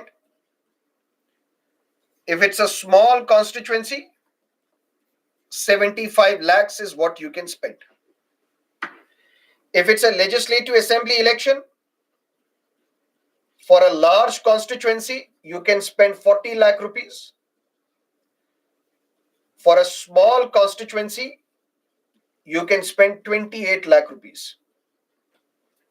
So I am a candidate contesting elections, let's say to Lok Sabha or Legislative Assembly. large constituency or small constituency. Let's assume my constituency is large in terms of geographical spread. I can spend 90 lakh rupees. That means whatever I spend, whether it is on fuel, whether it is on boarding, whether it is on travel, whether it is for publicity material printing, for example, I'm printing pamphlets, I'm printing posters, the entire money that I spend, I have to keep track of it, keep note of it, keep account of this spending. Because after the election, I have to deposit this with Election Commission of India. All the details of my spending, I have to deposit with the Election Commission of India. Tell Election Commission of India that this is where I have spent the money, and I have spent money which is under 90 lakh rupees. But what if I bring Mr. Modi to campaign in my constituency? So the chopper ride of Mr. Modi, the security apparatus for Mr. Modi, more people, more and more number of people will attend this rally. So whatever I will be spending on Mr. Modi as well, that should also come under my expenses. Which primarily means only one campaign of Mr. Modi, only one rally of Mr. Modi, and I will be spending entire 90 lakh rupees. This is where the idea of star campaigners comes into the picture.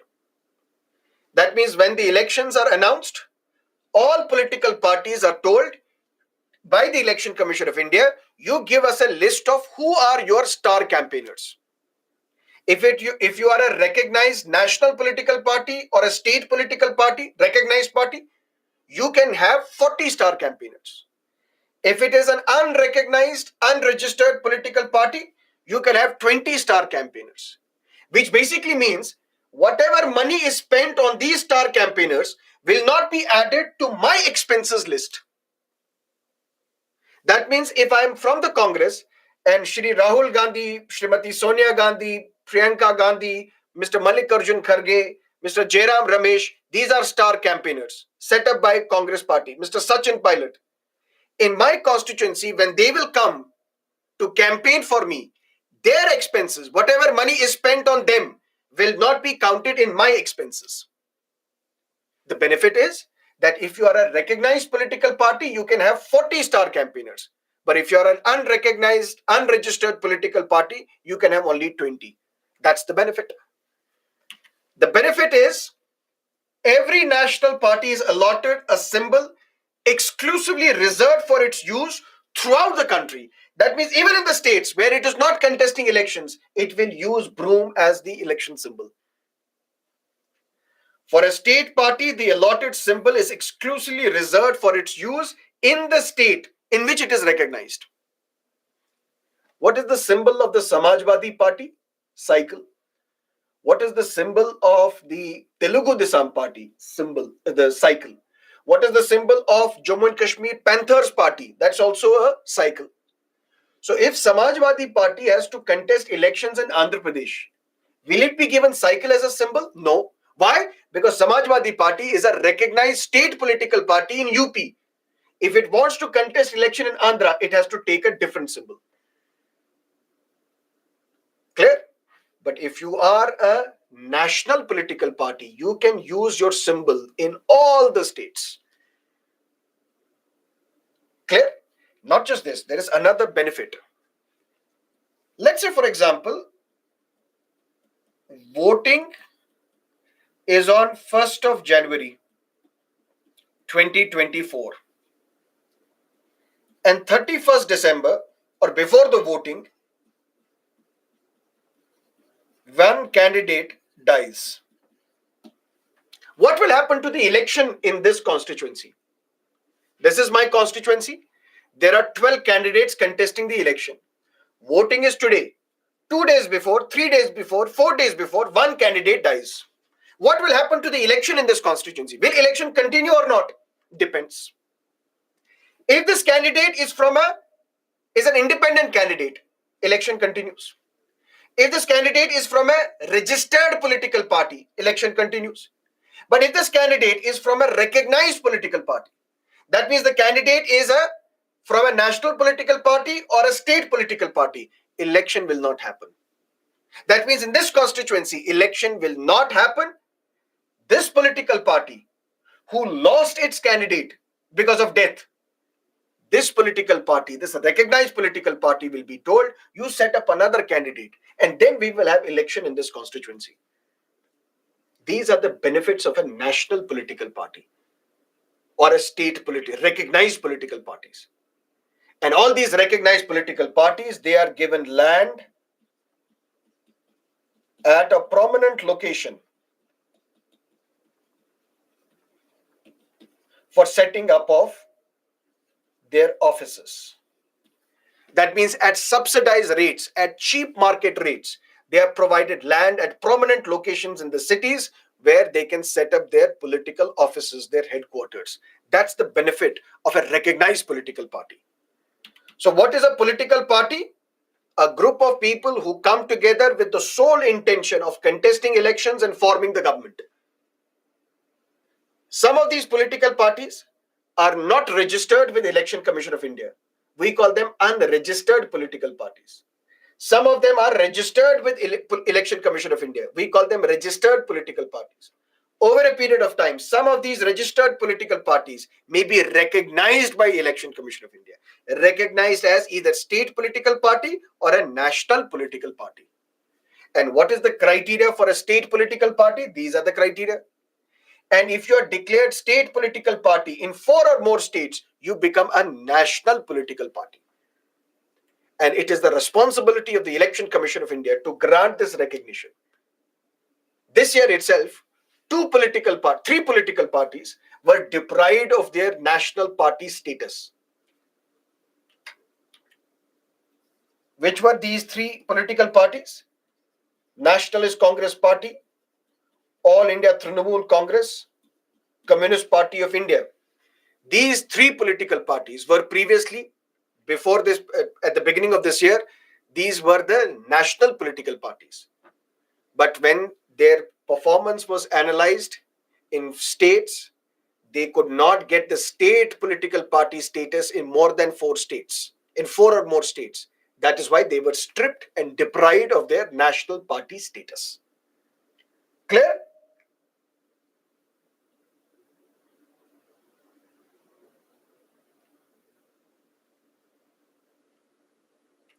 Why Aam Aadmi Party became national political party? Because it is recognized as a state political party in 4 or more states. Delhi, Punjab, Gujarat, Goa, their performance was such that they were able to get the votes. If not seats in Goa, but vote share. Seats as well as vote share in Gujarat. Seats as well as vote share in Delhi and Punjab. In fact, it has a good presence in Madhya Pradesh as well. It is a national political party. Look at electoral reforms. First electoral reform. I told you expenses. If I am contesting Lok Sabha election from a large constituency, I have to spend within 90 lakhs. And whatever expenses I have occurred, I have to deposit this with Election Commission of India. That is what we call electoral expenses account. That means I can spend in my elections only 90 lakh rupees. And for that, I have to maintain an account where I mention where I have spent the money, what are my expenditures. Because after the election is over, I have to deposit this account with Election Commission of India, share the details with Election Commission of India. But from what date till what date do I have to maintain this account? From the date of the nomination to the date of the declaration of results. That means when nomination was issued, which means when I filed my nomination papers, till the declaration of results, whatever money I have spent in this period, I have to maintain an electoral expenses account, then deposit after the election with Election Commission of India, so that I can prove that I have not spent more than the limit. But the problem is, let's assume My constituency votes in the ninth phase. Clear? That means after the eighth phase of elections, ninth phase voting will take place. When do I file nomination papers? Maybe in the seventh phase or eighth phase. That means from that date till the declaration of results, whatever money I have spent, I have to maintain the electoral expenses account. But when do I actually start spending the money? Even before the seventh phase.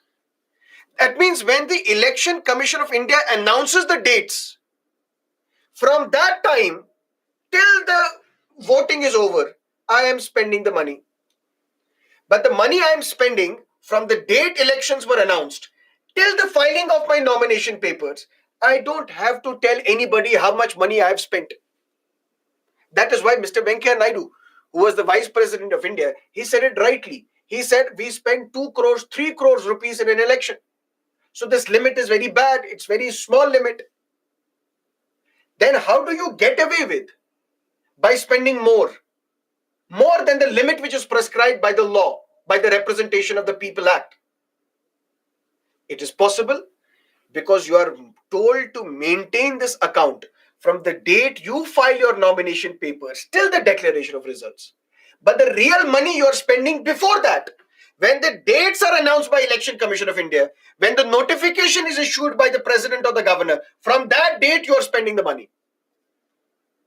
So the electoral reform number 1 is we should amend section 77 of the Representation of the People Act, so that you need to maintain this electoral expenses account from the date of notification of election till the declaration of results. That means if my constituency votes in the ninth phase, from that time till the declaration of results, whatever money I spend, I have to maintain the electoral expense account. So reality is I spend money even before that. From the date notification is issued by the president or the governor, from that date till the declaration of results. That is how I get away with this law. That is how I spend crores and crores of rupees in the election. Reform number 1 would be this period of which you have to maintain this electoral expenses account should be extended from the date of nomination of the elections till the declaration of results. That's reform number 1. Reform number 2. This electoral expenses account I have to present to the Election Commission of India after the election. What if I fail to submit it to Election Commission of India? I will be disqualified. Because you have something to hide. You said you have to spend within, the law says you have to spend within 90 lakhs. But your expenses account is of 2 crore rupees. If you submit this account with Election Commission of India, it will disqualify you. And you are not submitting it with Election Commission of India. Even then, Election Commission of India will disqualify you. But this disqualification is for 3-year period. Which means if I won the election today, let's say within 45 days, I have to lodge this account with Election Commission of India, telling Election Commission of India that I have spent within the limit. Election Commission of India will then look at your expenses and will also look at those expenses which you have not mentioned in your account. For example, in your account, you mentioned this much money for boarding, this much money for lodging, this much money for food, this much money for stationery, this much money for printing, this much money for stationery. All these expenses are within 90 lakhs. Clear? This much money for advertisement, this much money for advertisement. This is the amount of money that you have spent. It is within 90 lakhs. Now, Election Commission of India is looking into your expenses. Election Commission of India says, come here. I said, what? You have not mentioned the amount of money that you gave for paid news. What? When you issue an advertisement in the newspaper, for example, this is the Hindu newspaper.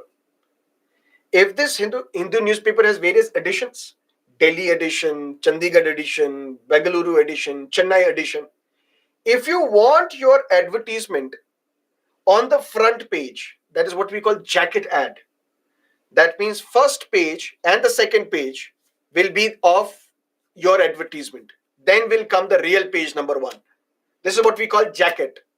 This jacket ad, if you want in the entire country, in all the editions of the Hindu, you have to pay 70 lakh rupees. That means one advertisement will cost you 70 lakh rupees and you have to spend only 90 lakh rupees. How do you get away with this? You still want to be advertised. But for that, you're calling the journalist. Can you publish an article? So instead of you putting out an advertisement, there is an article written by a journalist that Mr. Sarmad visited his constituency. People praised him for his efforts during COVID-19. 20 lakh people were provided scholarships. All the people were very happy. This is the photograph when I'm meeting the constituency. One, people of my constituency will get an idea, will be misled that it is the newspaper writer, it is the author, it is the columnist, it is the journalist who is writing this article, and it is based on truth. Because it's not an advertisement, it's something which is written by a journalist. But journalist will not write like this. I will give him 10 lakh rupees or 20 lakh rupees, please write this article. Because if I use this language in an advertisement, I have to tell it to Election Commission of India. Then I cannot spend more. So I will give you 20 lakh rupees or 70 lakh rupees, but you write this article. This is what we call paid news. News for which you are paying. Election Commission of India will say, come here. These are paid news, which means it appears that you have paid money to these journalists to get these news articles. Why have you not included them in your expenses account? We are disqualifying you.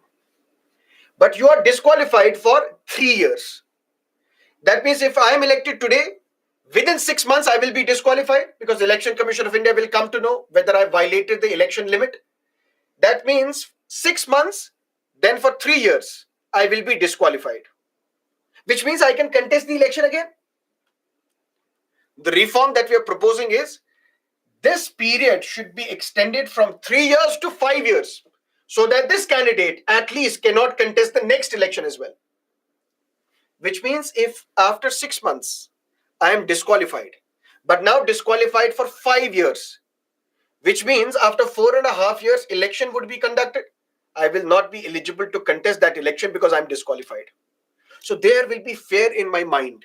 I should not fake these accounts. I should not mislead Election Commission of India. I should not overspend. Because if I do that, not only will I be disqualified from the current Lok Sabha, I cannot contest elections in the next Lok Sabha as well. Which means for 10 years, I will be in political oblivion. I will be in political retirement. After 10 years, nobody would listen to me. This fear has to be there in the candidate.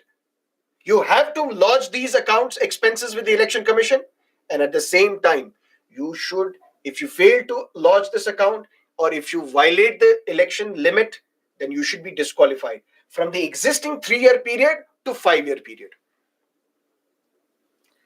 Another electoral reform, political donations, electoral bonds, and this I will give you as an assignment.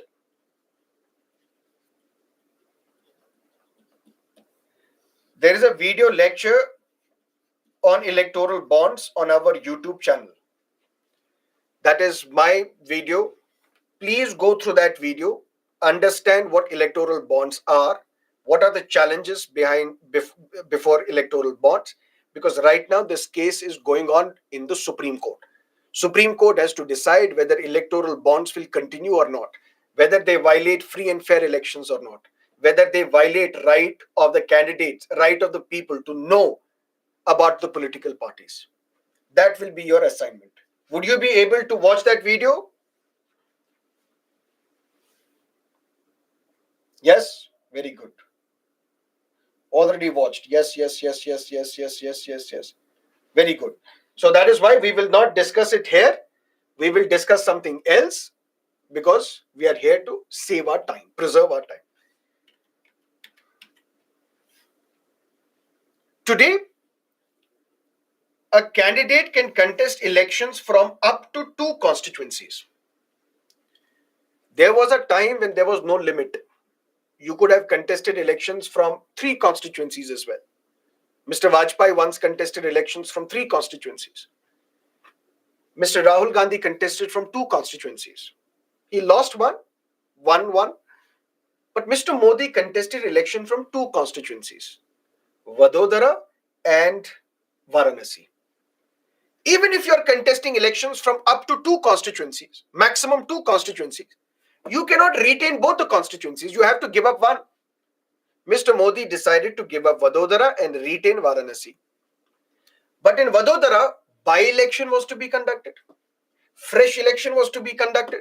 That means more money was spent, more resources were utilized. Ultimately, waste of time. Representation of the People Act should be amended.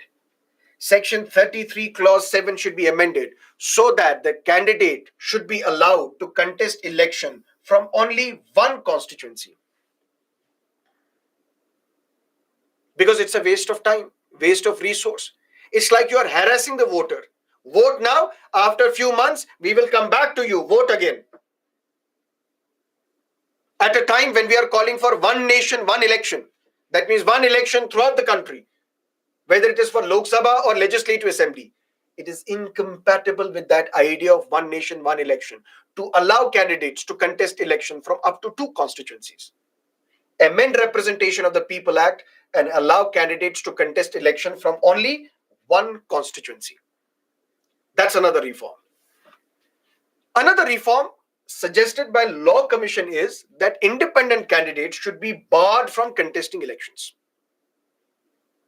Who are these independent candidates? Shrimati Hema Malini, Dream Girl, contested Lok Sabha elections from the Mathura constituency. Congress, Samajwadi Party, Bahujan Samajwadi Party, other political parties, they realized that we don't have a choice.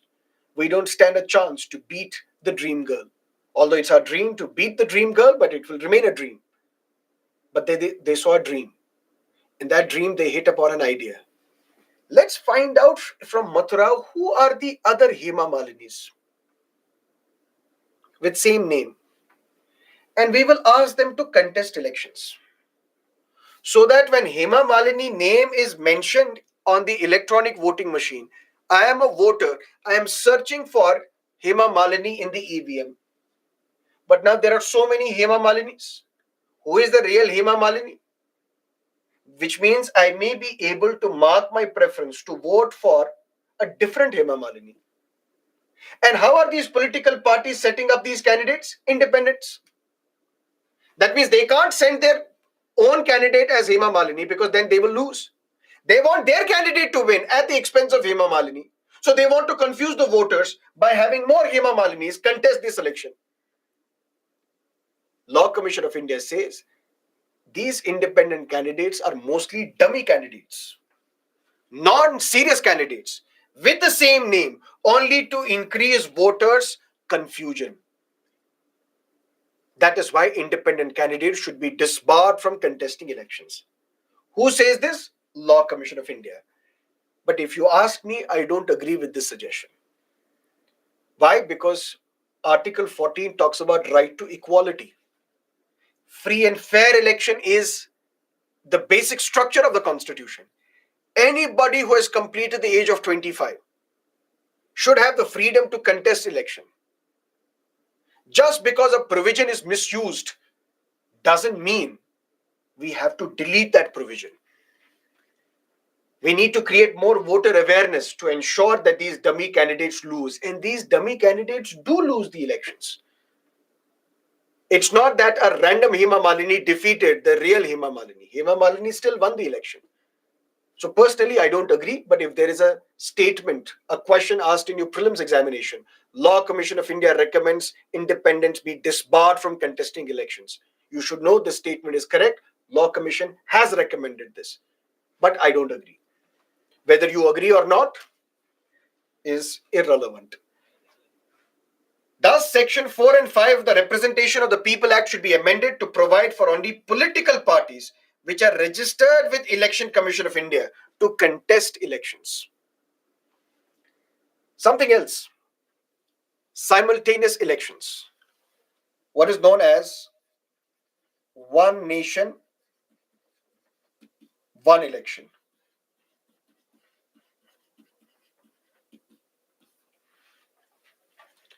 Again, on this very topic, there's a video on YouTube.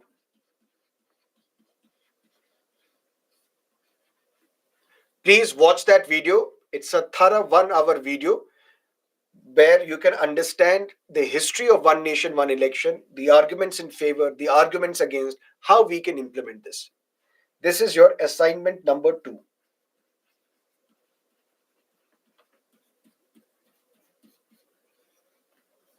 In schools or colleges, we were told by the teachers that assignment is we will not teach you this, but you will have to learn it on your own.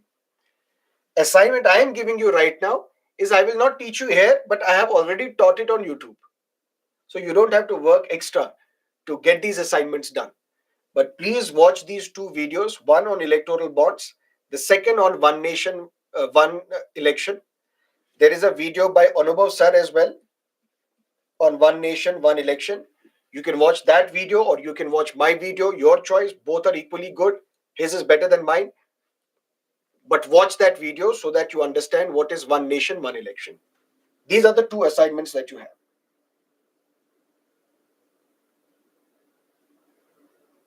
Okay, very good. So that we can utilize this time to discuss something much, much important, which is not there available on YouTube or in other platforms. State funding of elections. There is a limit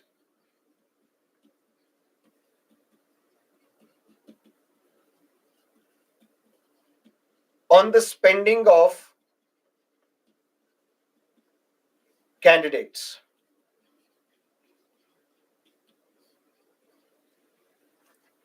If it's a large constituency, 90 lakhs. If it's a small constituency, 75 lakhs. That's the limit.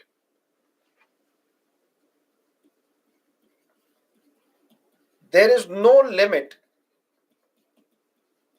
on political parties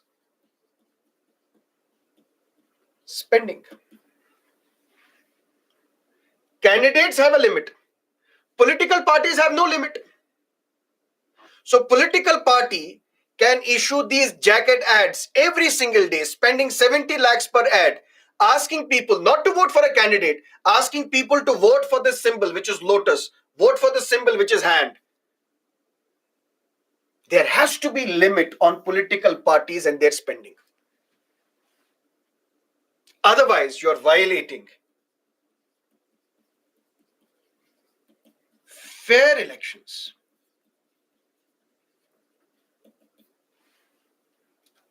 If 90 lakh is the spend on a constituency, let's assume all the constituencies are large constituencies. So 543 constituencies, 90 lakhs, which basically means close to 500 crores. That's it. According to Association for Democratic Reforms, according to various observers, Election Watch, in the last election, we spent close to 5,000 crore rupees, which makes Indian parliamentary election more expensive than the US presidential elections. And one reason for that is there is no limit on political parties and their spending.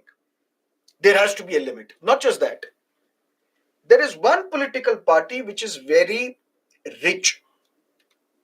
And I don't have to even reveal the name of that political party, which is very rich, which gets political donations, which gets donations from the corporates, which gets money from the electoral bonds. A rich political party. And then there is a political party which is poor. This rich political party can send its candidates in choppers, can have jacket ads, marketing campaigns, SMS campaigns, can have hashtags on the Twitter, spend money on digital media to convince voters to vote for them. But this poor political party will not be able to. Should in a democracy, a political party's ability to form the government be dependent upon whether that political party has money or not? It should not happen. It's the ideology of that political party, the election manifesto of that political party, the nature of candidates set up by political party that should determine whether it should be successful or not. But unfortunately, it's the money which dictates everything. That's why Bill Clinton said in the 1990s, it's all economy stupid. It's all about money. Can we do one thing? Instead of corporates, instead of individuals donating money to political parties, we should ban all these donations. But political party needs money. 110% they need money, because if I want to project my ideology, if I have to convince voters why they should vote for me, I need money for boarding, lodging, stationery, printing, tickets, everything. Yes, I need money. But instead of this money given to me by corporates, why isn't the state giving me this money? State should be giving this money. And it won't cost much. If 10 rupees per voter, both state as well as center is contributing, all the voters in my state, the state government will contribute 10 rupees per voter in this election fund.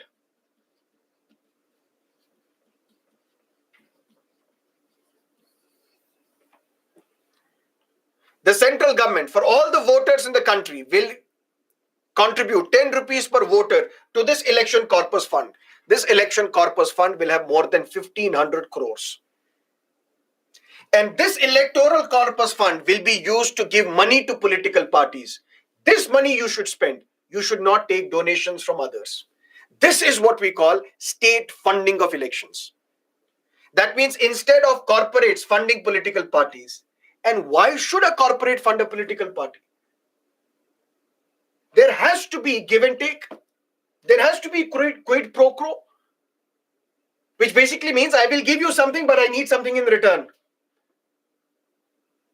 If I am donating money to you, tomorrow when you form the government, you should make policies which will help my company. Otherwise, why would I donate money to you? That is why there is a stand-up comedian by the name of Kunal Kamra. He makes a genuine question, raises a genuine question: why should I not be voting directly for Mr. Ambani? Why should Rahul Gandhi or Mr. Modi come in between? If he gets to decide who forms the government by spending the money, by donating the money, I should rather vote for Mr. Ambani.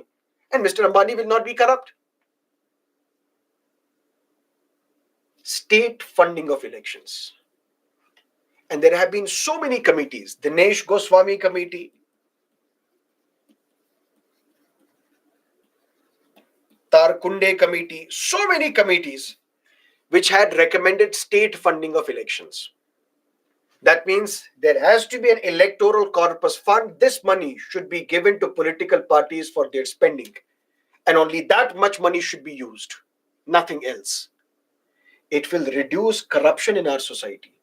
It will reduce this unholy nexus of corporates and politicians in India. And maybe the larger beneficiary would be the people of India. But state funding of elections can have an alternative as well. And this alternative was proposed by Professor Yogendra Yadav, one of India's foremost psephologists. Professor Yogendra Yadav says, let the corporates donate money. Because why is a corporate donating money?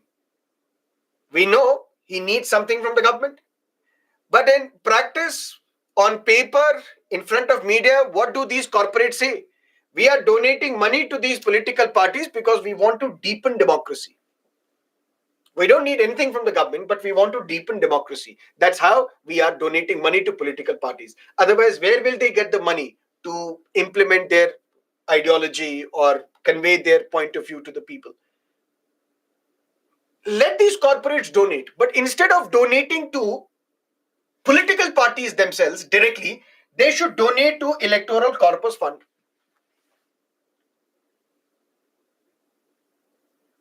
Because there is one problem with electoral corpus fund.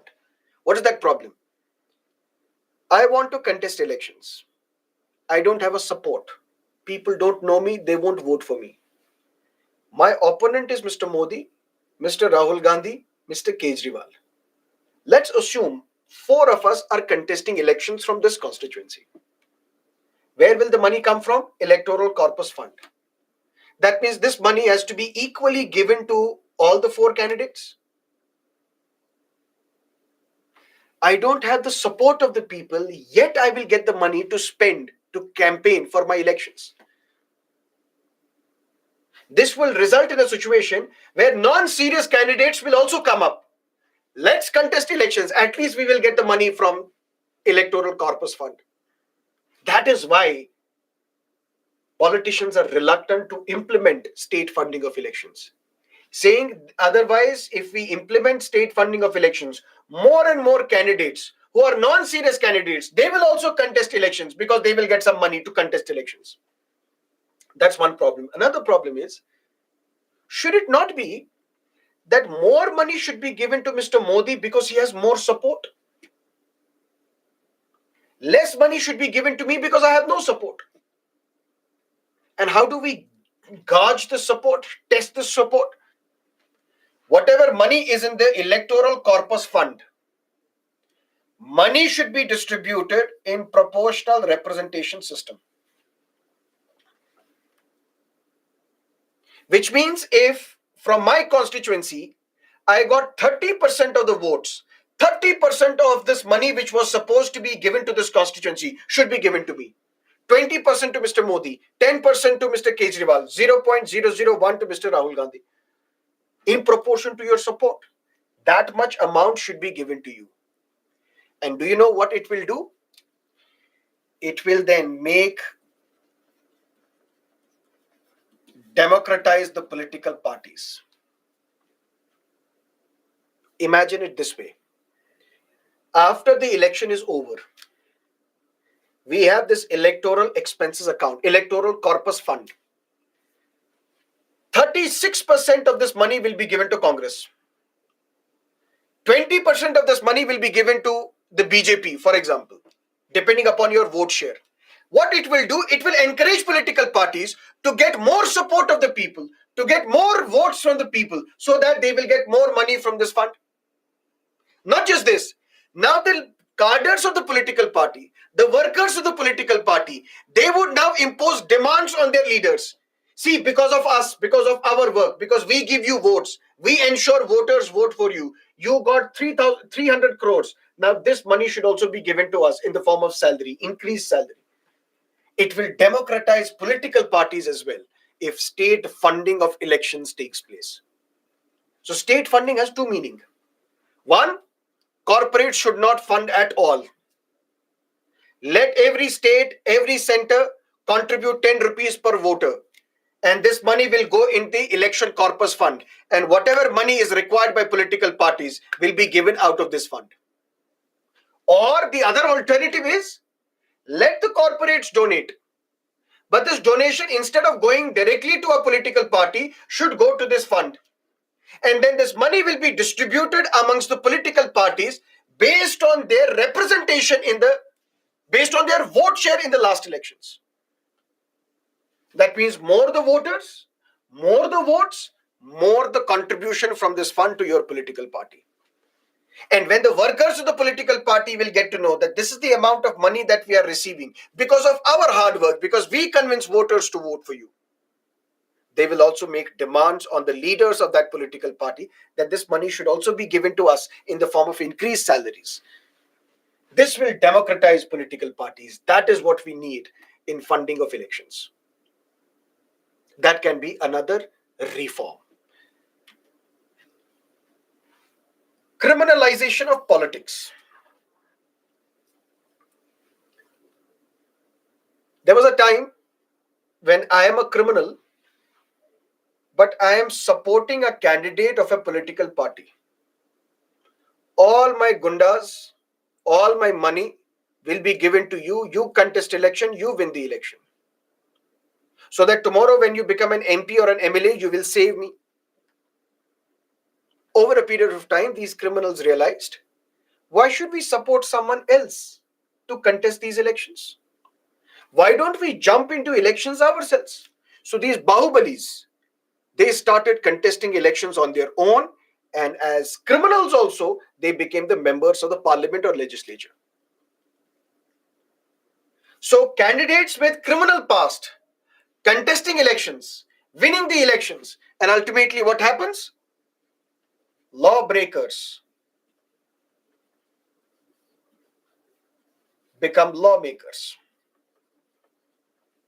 These criminals who broke the law, now they are part of the legislature to make a law. So many petitions were filed in the courts that these criminals should not be allowed to contest elections. We are talking about convicted and charge sheeted and accused.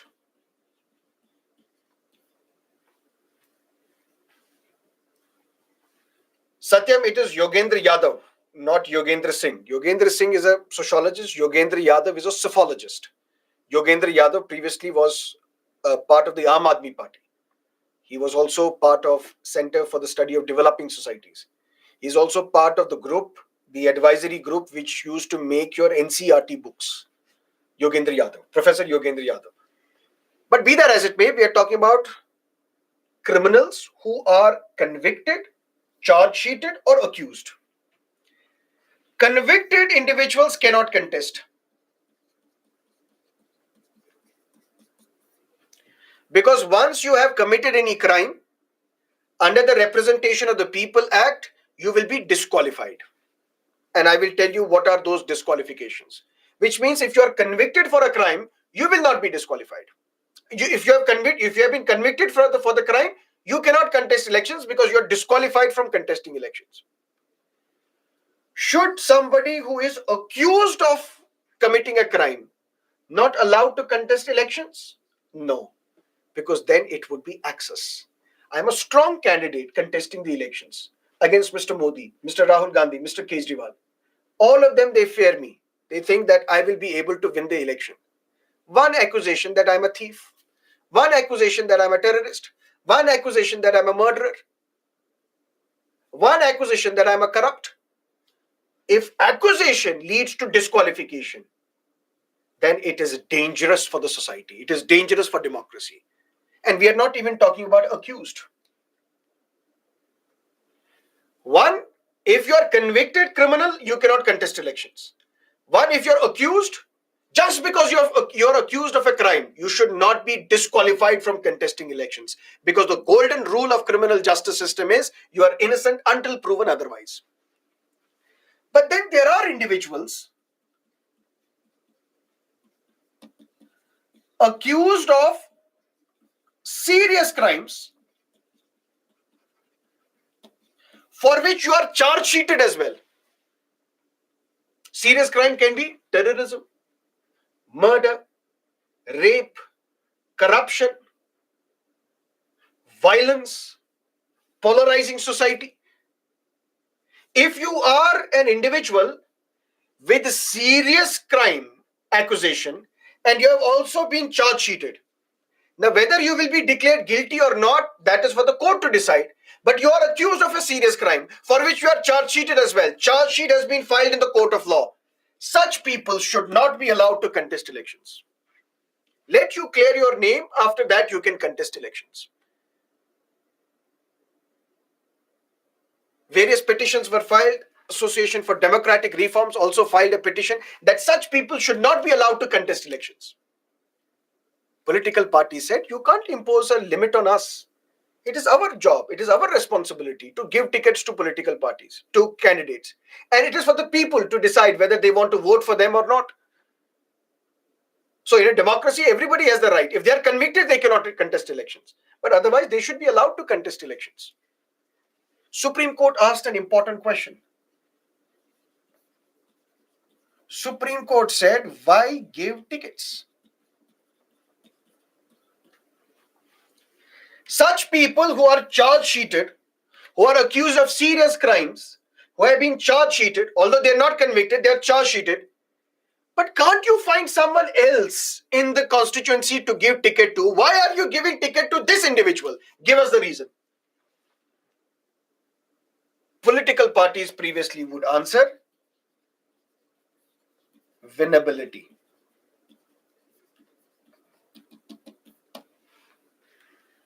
We are a political party. Our principal objective is to contest elections and capture political power, form the government. For that, we need candidates who can win the elections. It is because they can win the elections, that is why we are giving them tickets. Last year, Supreme Court said no.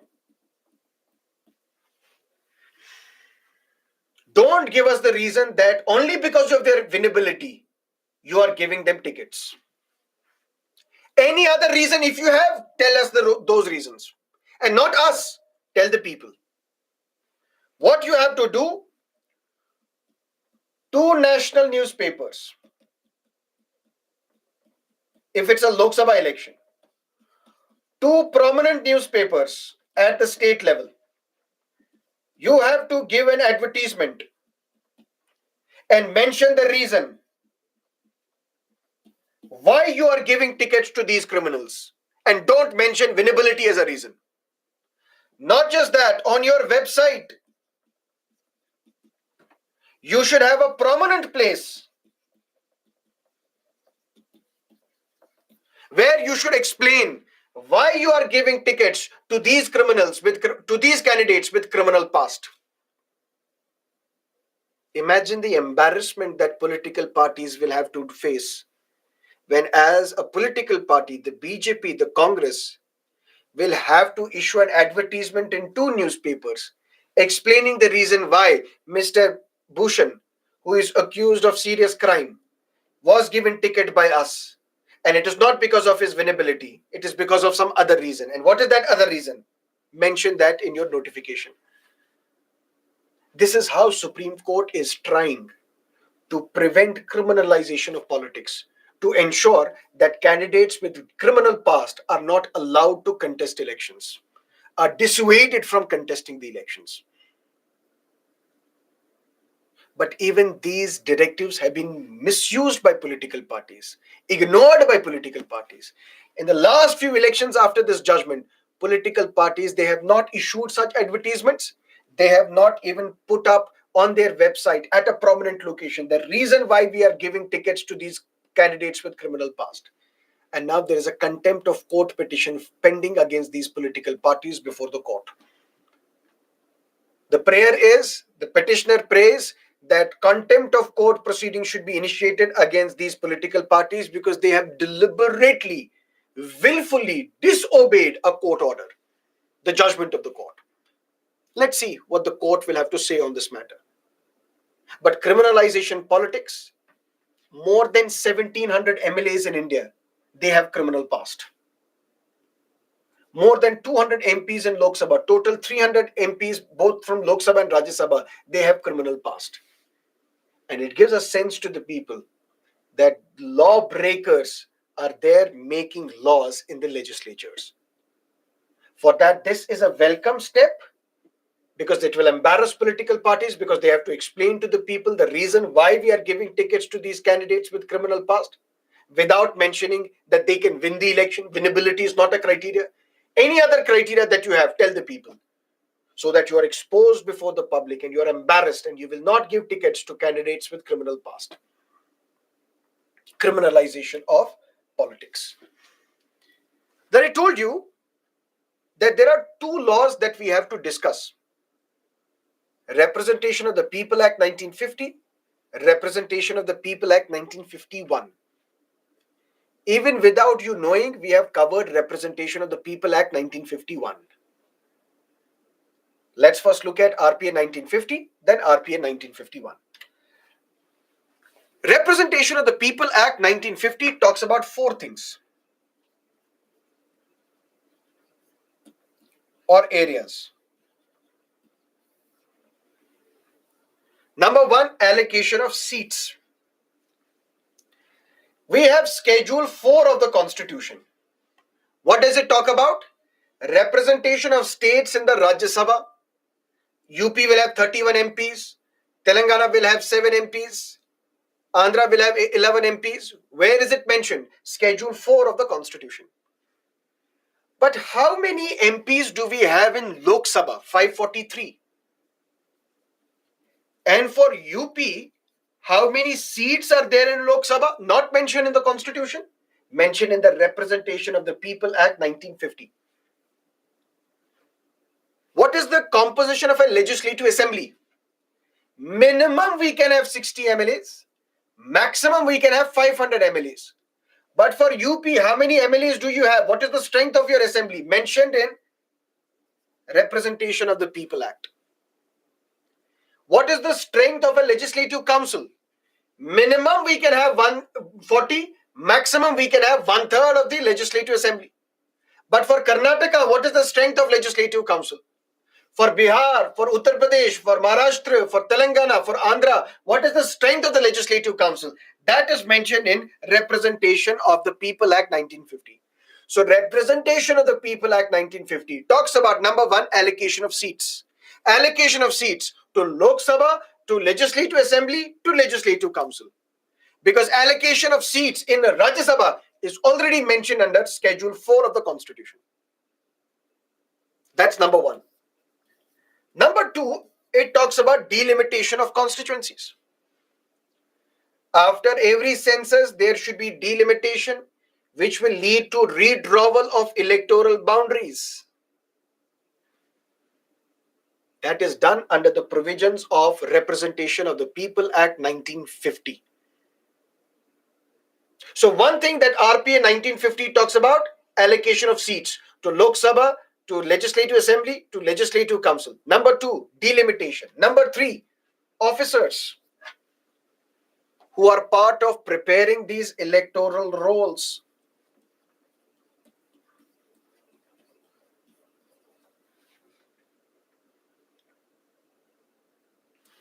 At the district level, we have a district election officer who is the district collector, collecting all the details of the voters and helping in preparing this electoral roll.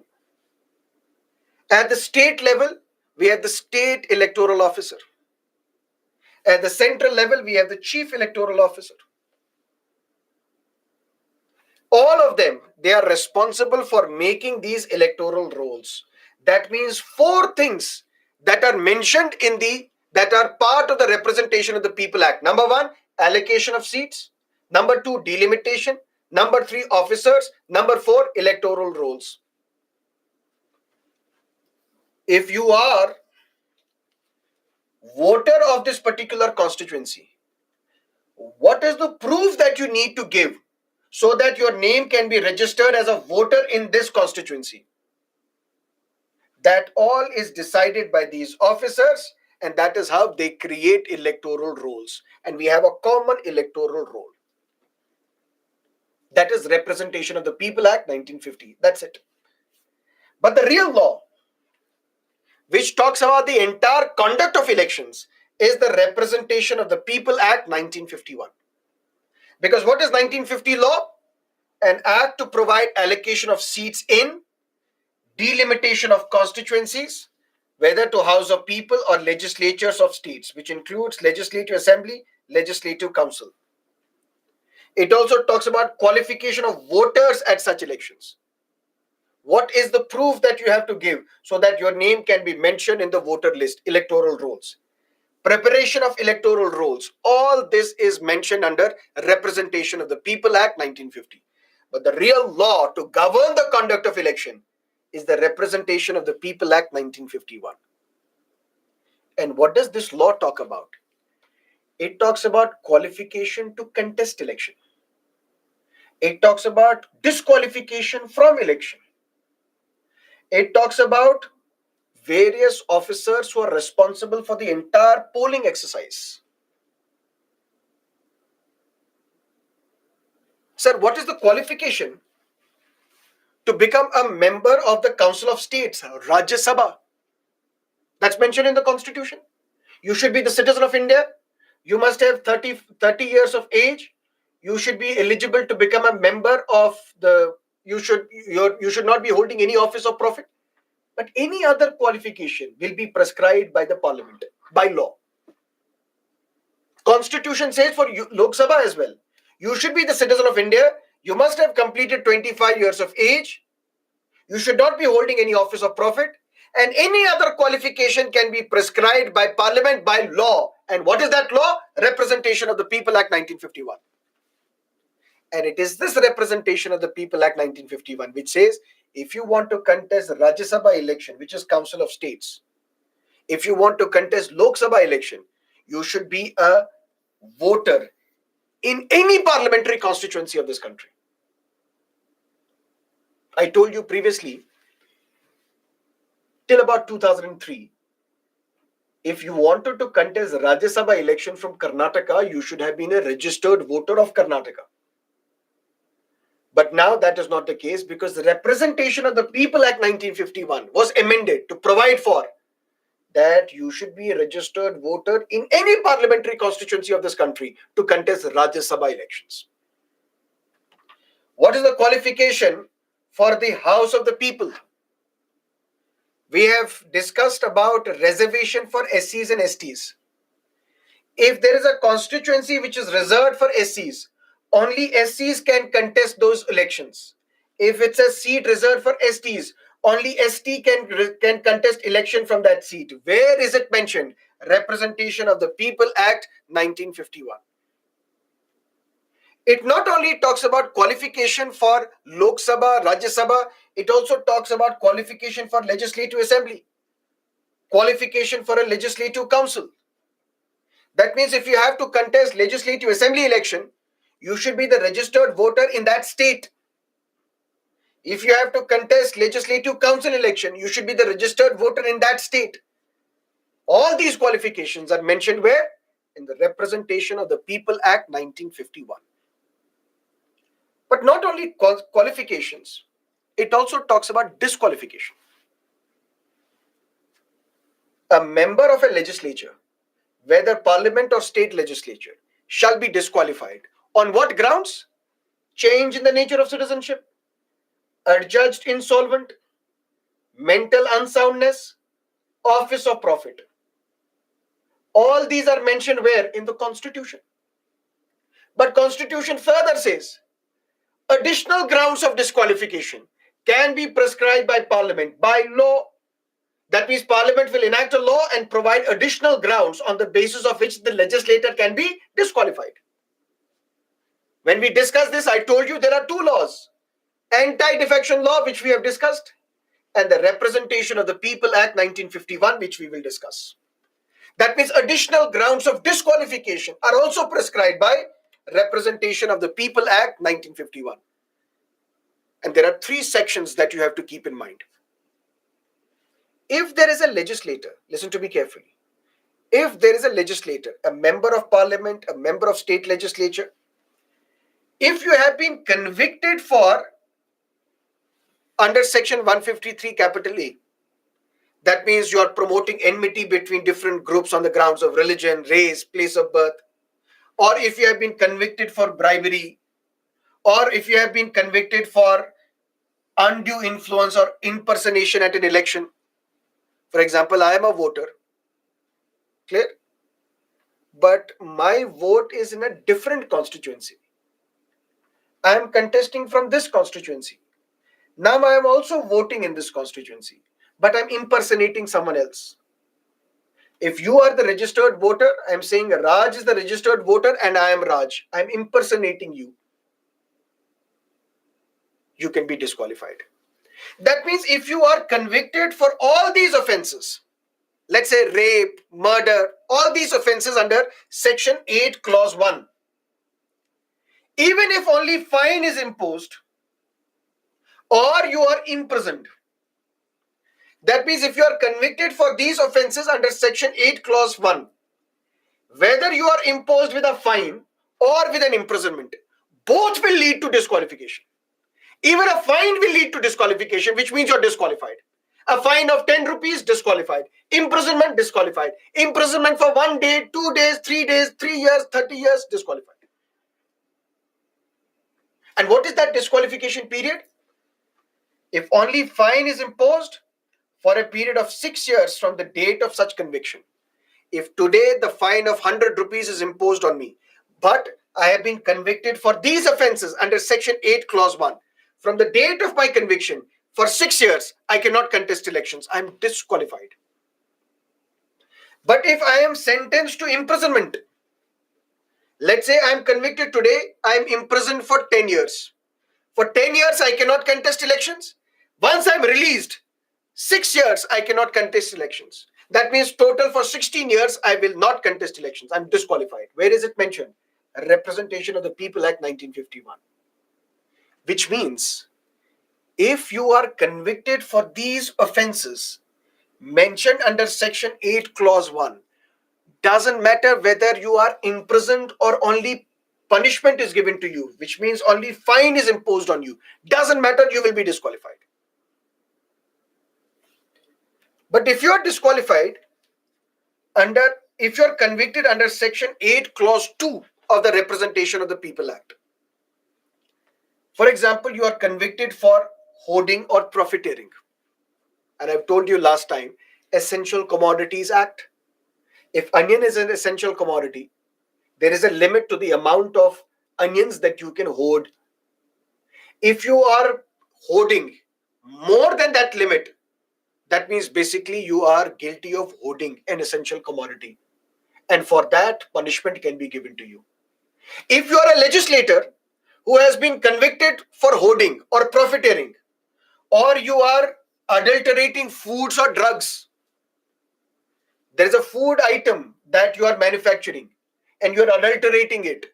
You are adding fertilizers or chemicals to this food item. You are adulterating the food. You will be convicted.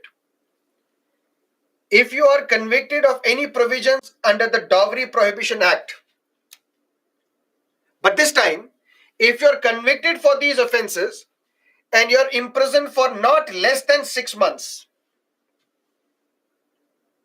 previously under Section 8 Clause 1, even if a fine is imposed, you will be disqualified. But if you are convicted for these offenses, if you are sentenced to jail for less than 6 months, you will not be disqualified. But if you are sentenced to jail for more than 6 months, you will be disqualified. And you will be disqualified from the date of such conviction and continue for a further period of 6 years since your release.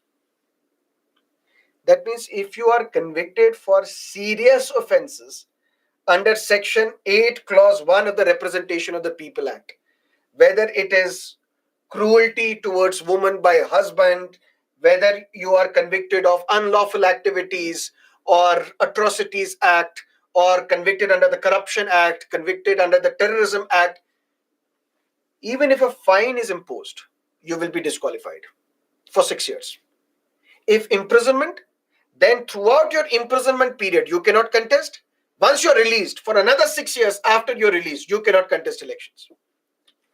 But if you're convicted for, let's say, hoarding or profiteering or adulteration or some provisions under the Dowry Prohibition Act, if you are convicted but you are sentenced to 2 months in jail, 3 months in jail, less than 6 months in jail, you will not be disqualified.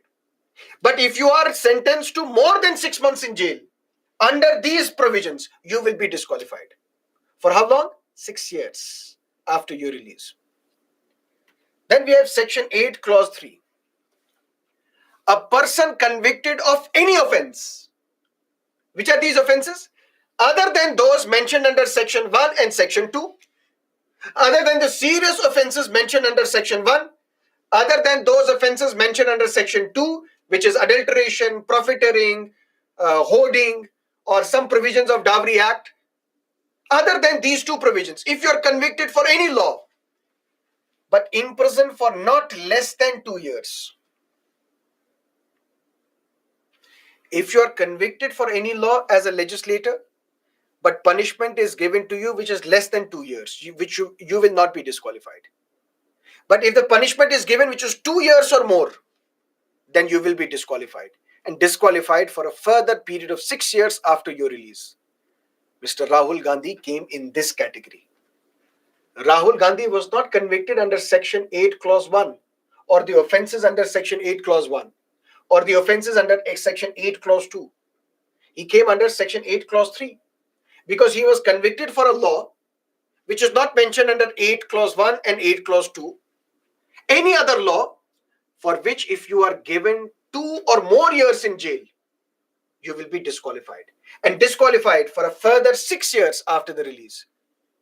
The case is still pending. If Supreme Court also says, yes, Mr. Rahul Gandhi, you are guilty of criminal defamation, which comes under section 8 clause 3, you are disqualified, you are convicted for 2 years in jail, because the maximum punishment in criminal defamation is 2 years.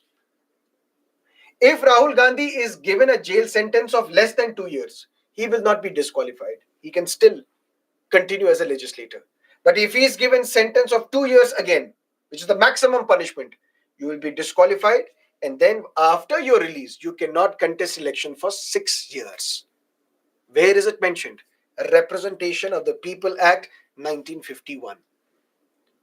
And it is this law which also talks about right to vote. Although right to vote is there, is a constitutional right under Article 326. But if, for example, you are not mentioned in the electoral roll of any constituency, you cannot vote. If you are in the lawful custody of the police, you cannot vote. If you are under preventive detention, you cannot vote. Where is it mentioned?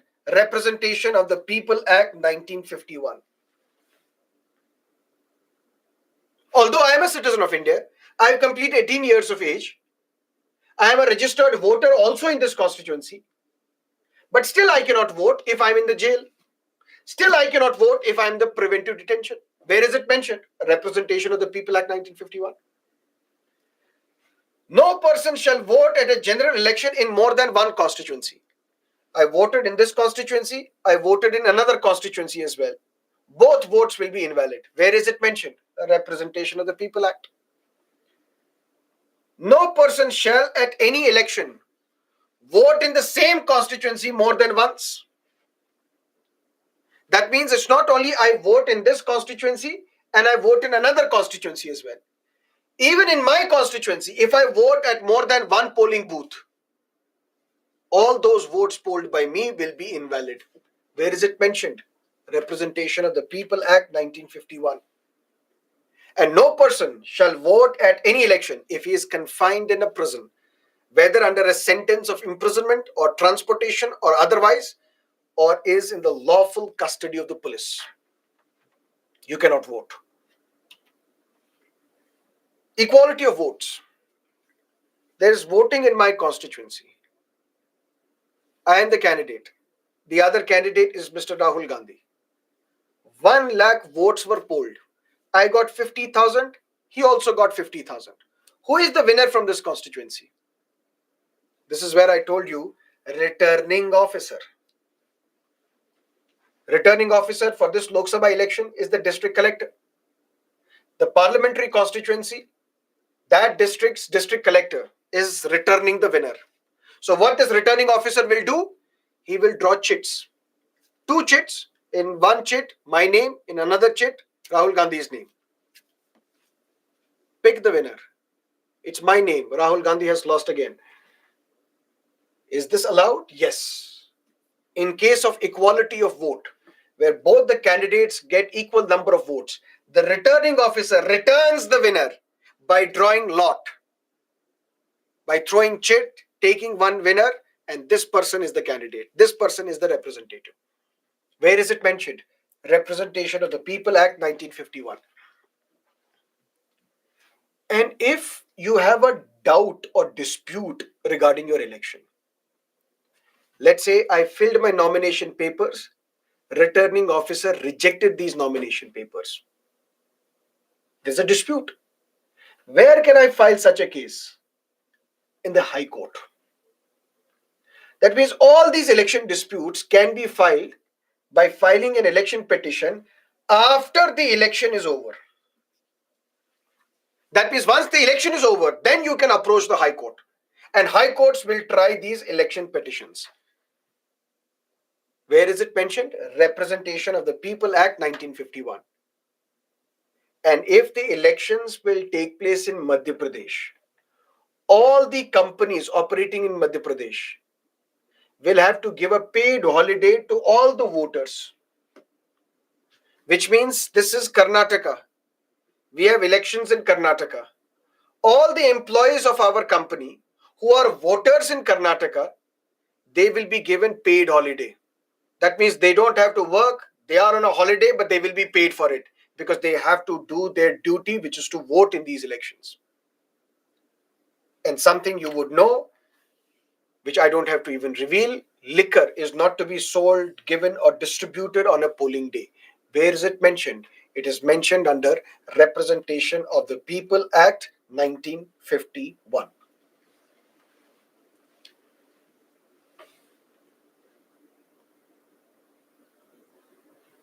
Under trials are allowed to vote provided you are not in jail.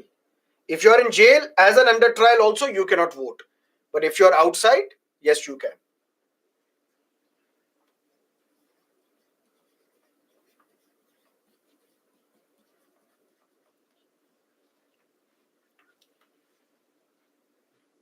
We have voters and we have the voting percentage.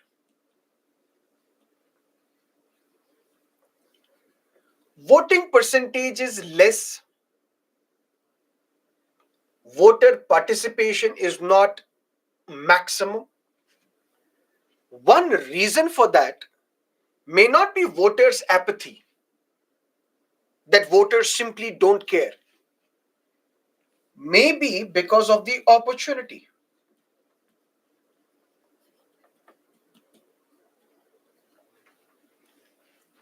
Maybe because we have massive migrants. I am from Bihar. I am working in Karnataka. For example, there are assembly elections in Bihar, but I'm working in Karnataka. I have to book tickets to go to Bihar just to vote, and I'm not earning much. Why would I waste my time and resources? I won't go to Bihar to cast my vote. Ultimately, what happens? Voter percentage is less.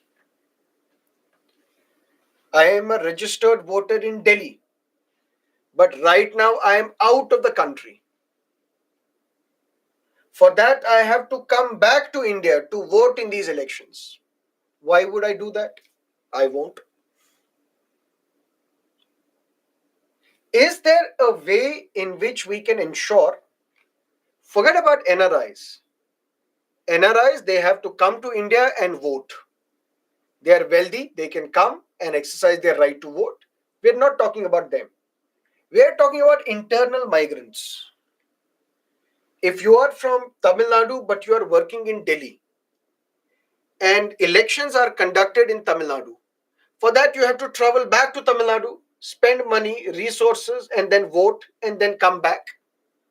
When you calculate the cost, you say it's not important. I even if I want to, but I cannot go there. That is why the voting percentage is less. Election Commission of India has come up with a prototype of another EVM known as the remote EVM. Remote EVM in the sense, this is Karnataka.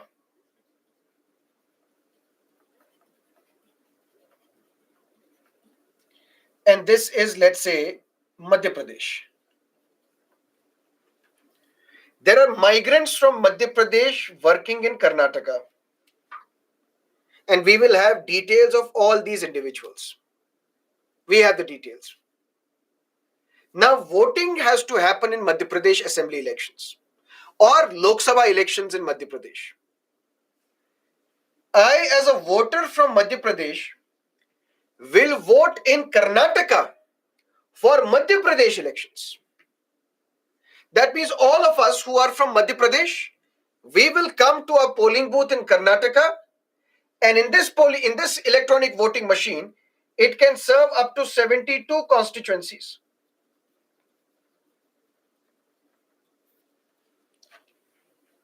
Let's say we have 120 seats in Madhya Pradesh, for example, and we have migrants from Madhya Pradesh in Karnataka. All we have to do is set up two EVMs. All these migrants will come, they will look at which is our constituency. 72 constituencies will be on one EVM, 72 on another EVM. I will have to press the button against one constituency. That means my vote will be registered against that constituency for that candidate.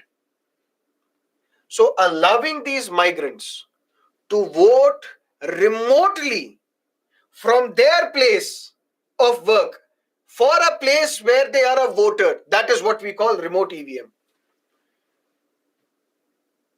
Remote EVM was to be implemented. Election Commission of India asked all the political parties, please be present, and we will show you how this remote EVM works. Election Commission of India, political parties say, first you have to enhance the credibility of the existing EVM.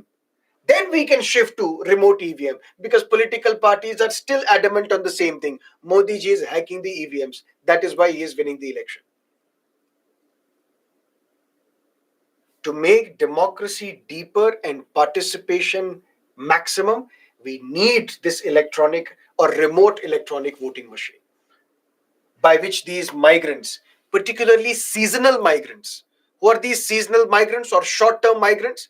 People from Bihar, Odisha, Uttar Pradesh, they travel to Punjab and Haryana during the harvesting season. They stay there for a couple of months. During this period, if there is election in their state, they won't go because they know our work is only seasonal for 2 months only. For such individuals, you need to allow them to vote remotely. But sir, in urban areas, if the voting percentage is less, can't we use Aadhaar and our mobile phone to vote? We can, but is liable to be misused as well. If Pegasus can be deposited or stored into your phone, any software can be used through which, even if you have not voted, your vote will be registered for a particular political party. The time is not yet ripe for voting at home using your smartphone and Aadhaar, but the time is ripe to vote at a polling booth, but remotely for your constituency. That is remote EVM. He got bail, he can't contest elections, right? He can contest elections because he is only accused, he is not convicted. Otherwise, the chief minister himself is accused in disproportionate assets case. Sakshi TV, might have heard of those cases. Chief minister himself is accused. But you are an accused, you can still contest elections. It is only once you are convicted, you cannot contest elections, you're disqualified. You can approach the court if there is an election dispute. Article 329 bars the interference of court in electoral matters. That means during the election takes place, courts cannot interfere. Once the election is over, if there is a dispute, you can file the election petition. So what we will do now, it's 9:26. We will leave it here. We will meet tomorrow 6 o'clock in the morning. First, we will discuss for the first 1 hour, we will discuss previous year's question papers. Then I'm going to mark the chapters from Lakshmikant which you need to study. And then we will have the doubt session. Any doubts that you have, please shoot them. We will resolve the doubts tomorrow. Yes, tomorrow is the last class. Continue now for half an hour. I could, but then there are students who have to go to office or college and they will miss out. Otherwise, I can. It's not visible. I can't see. Governance, role of civil services in democracy. There we will discuss UPSC. What are the actions that can be taken against a civil servant? For example, you can be suspended, or you can be reduced in your rank, or you can be forced to compulsorily retire, or you can be removed, or you can be dismissed from the service. In all these actions, UPSC is consulted. But it is the central government which can remove you. Nominated to Legislative Assembly, Lok Sabha. My dear, there are no nominated members in Legislative Assembly and Legislative and Lok Sabha. So there is no question of nomination. Can they be nominated to Rajya Sabha? No.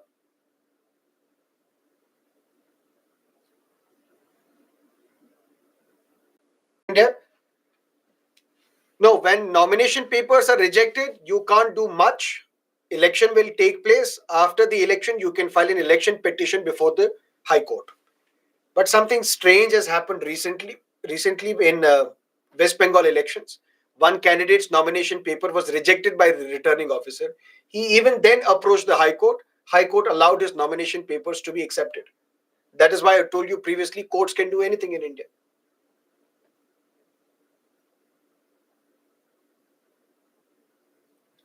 Sir, please tell if IS officer can resign and can join his service again. Shah Faisal, for example, resigned. His resignation was not accepted, it was pending. Before action could be taken by the government. That means if government has accepted the resignation, now you can't join back. If the government has rejected that resignation letter, you can join back. But if the government has not taken any action on that resignation, it is pending. Before acceptance by the government, if you want to withdraw your resignation, you can do that, give reasons to the central government will accept, and you can join your service back. Appeal in the court. We have discussed previously, there was section 8 clause 4. Even if you were convicted under section 8.1 or 8.2 or even 8.3, if you were convicted, you will not be disqualified. Within 3 months, you should appeal. That means this 3-month window was provided to this convicted legislator to file an appeal before the High Court. This was struck down by the Supreme Court in Lily Thomas versus Union of India.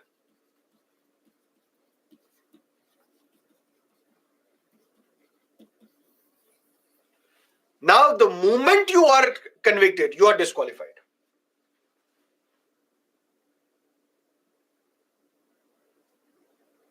Huge amount of pending cases by taking away the burden from the Supreme Court.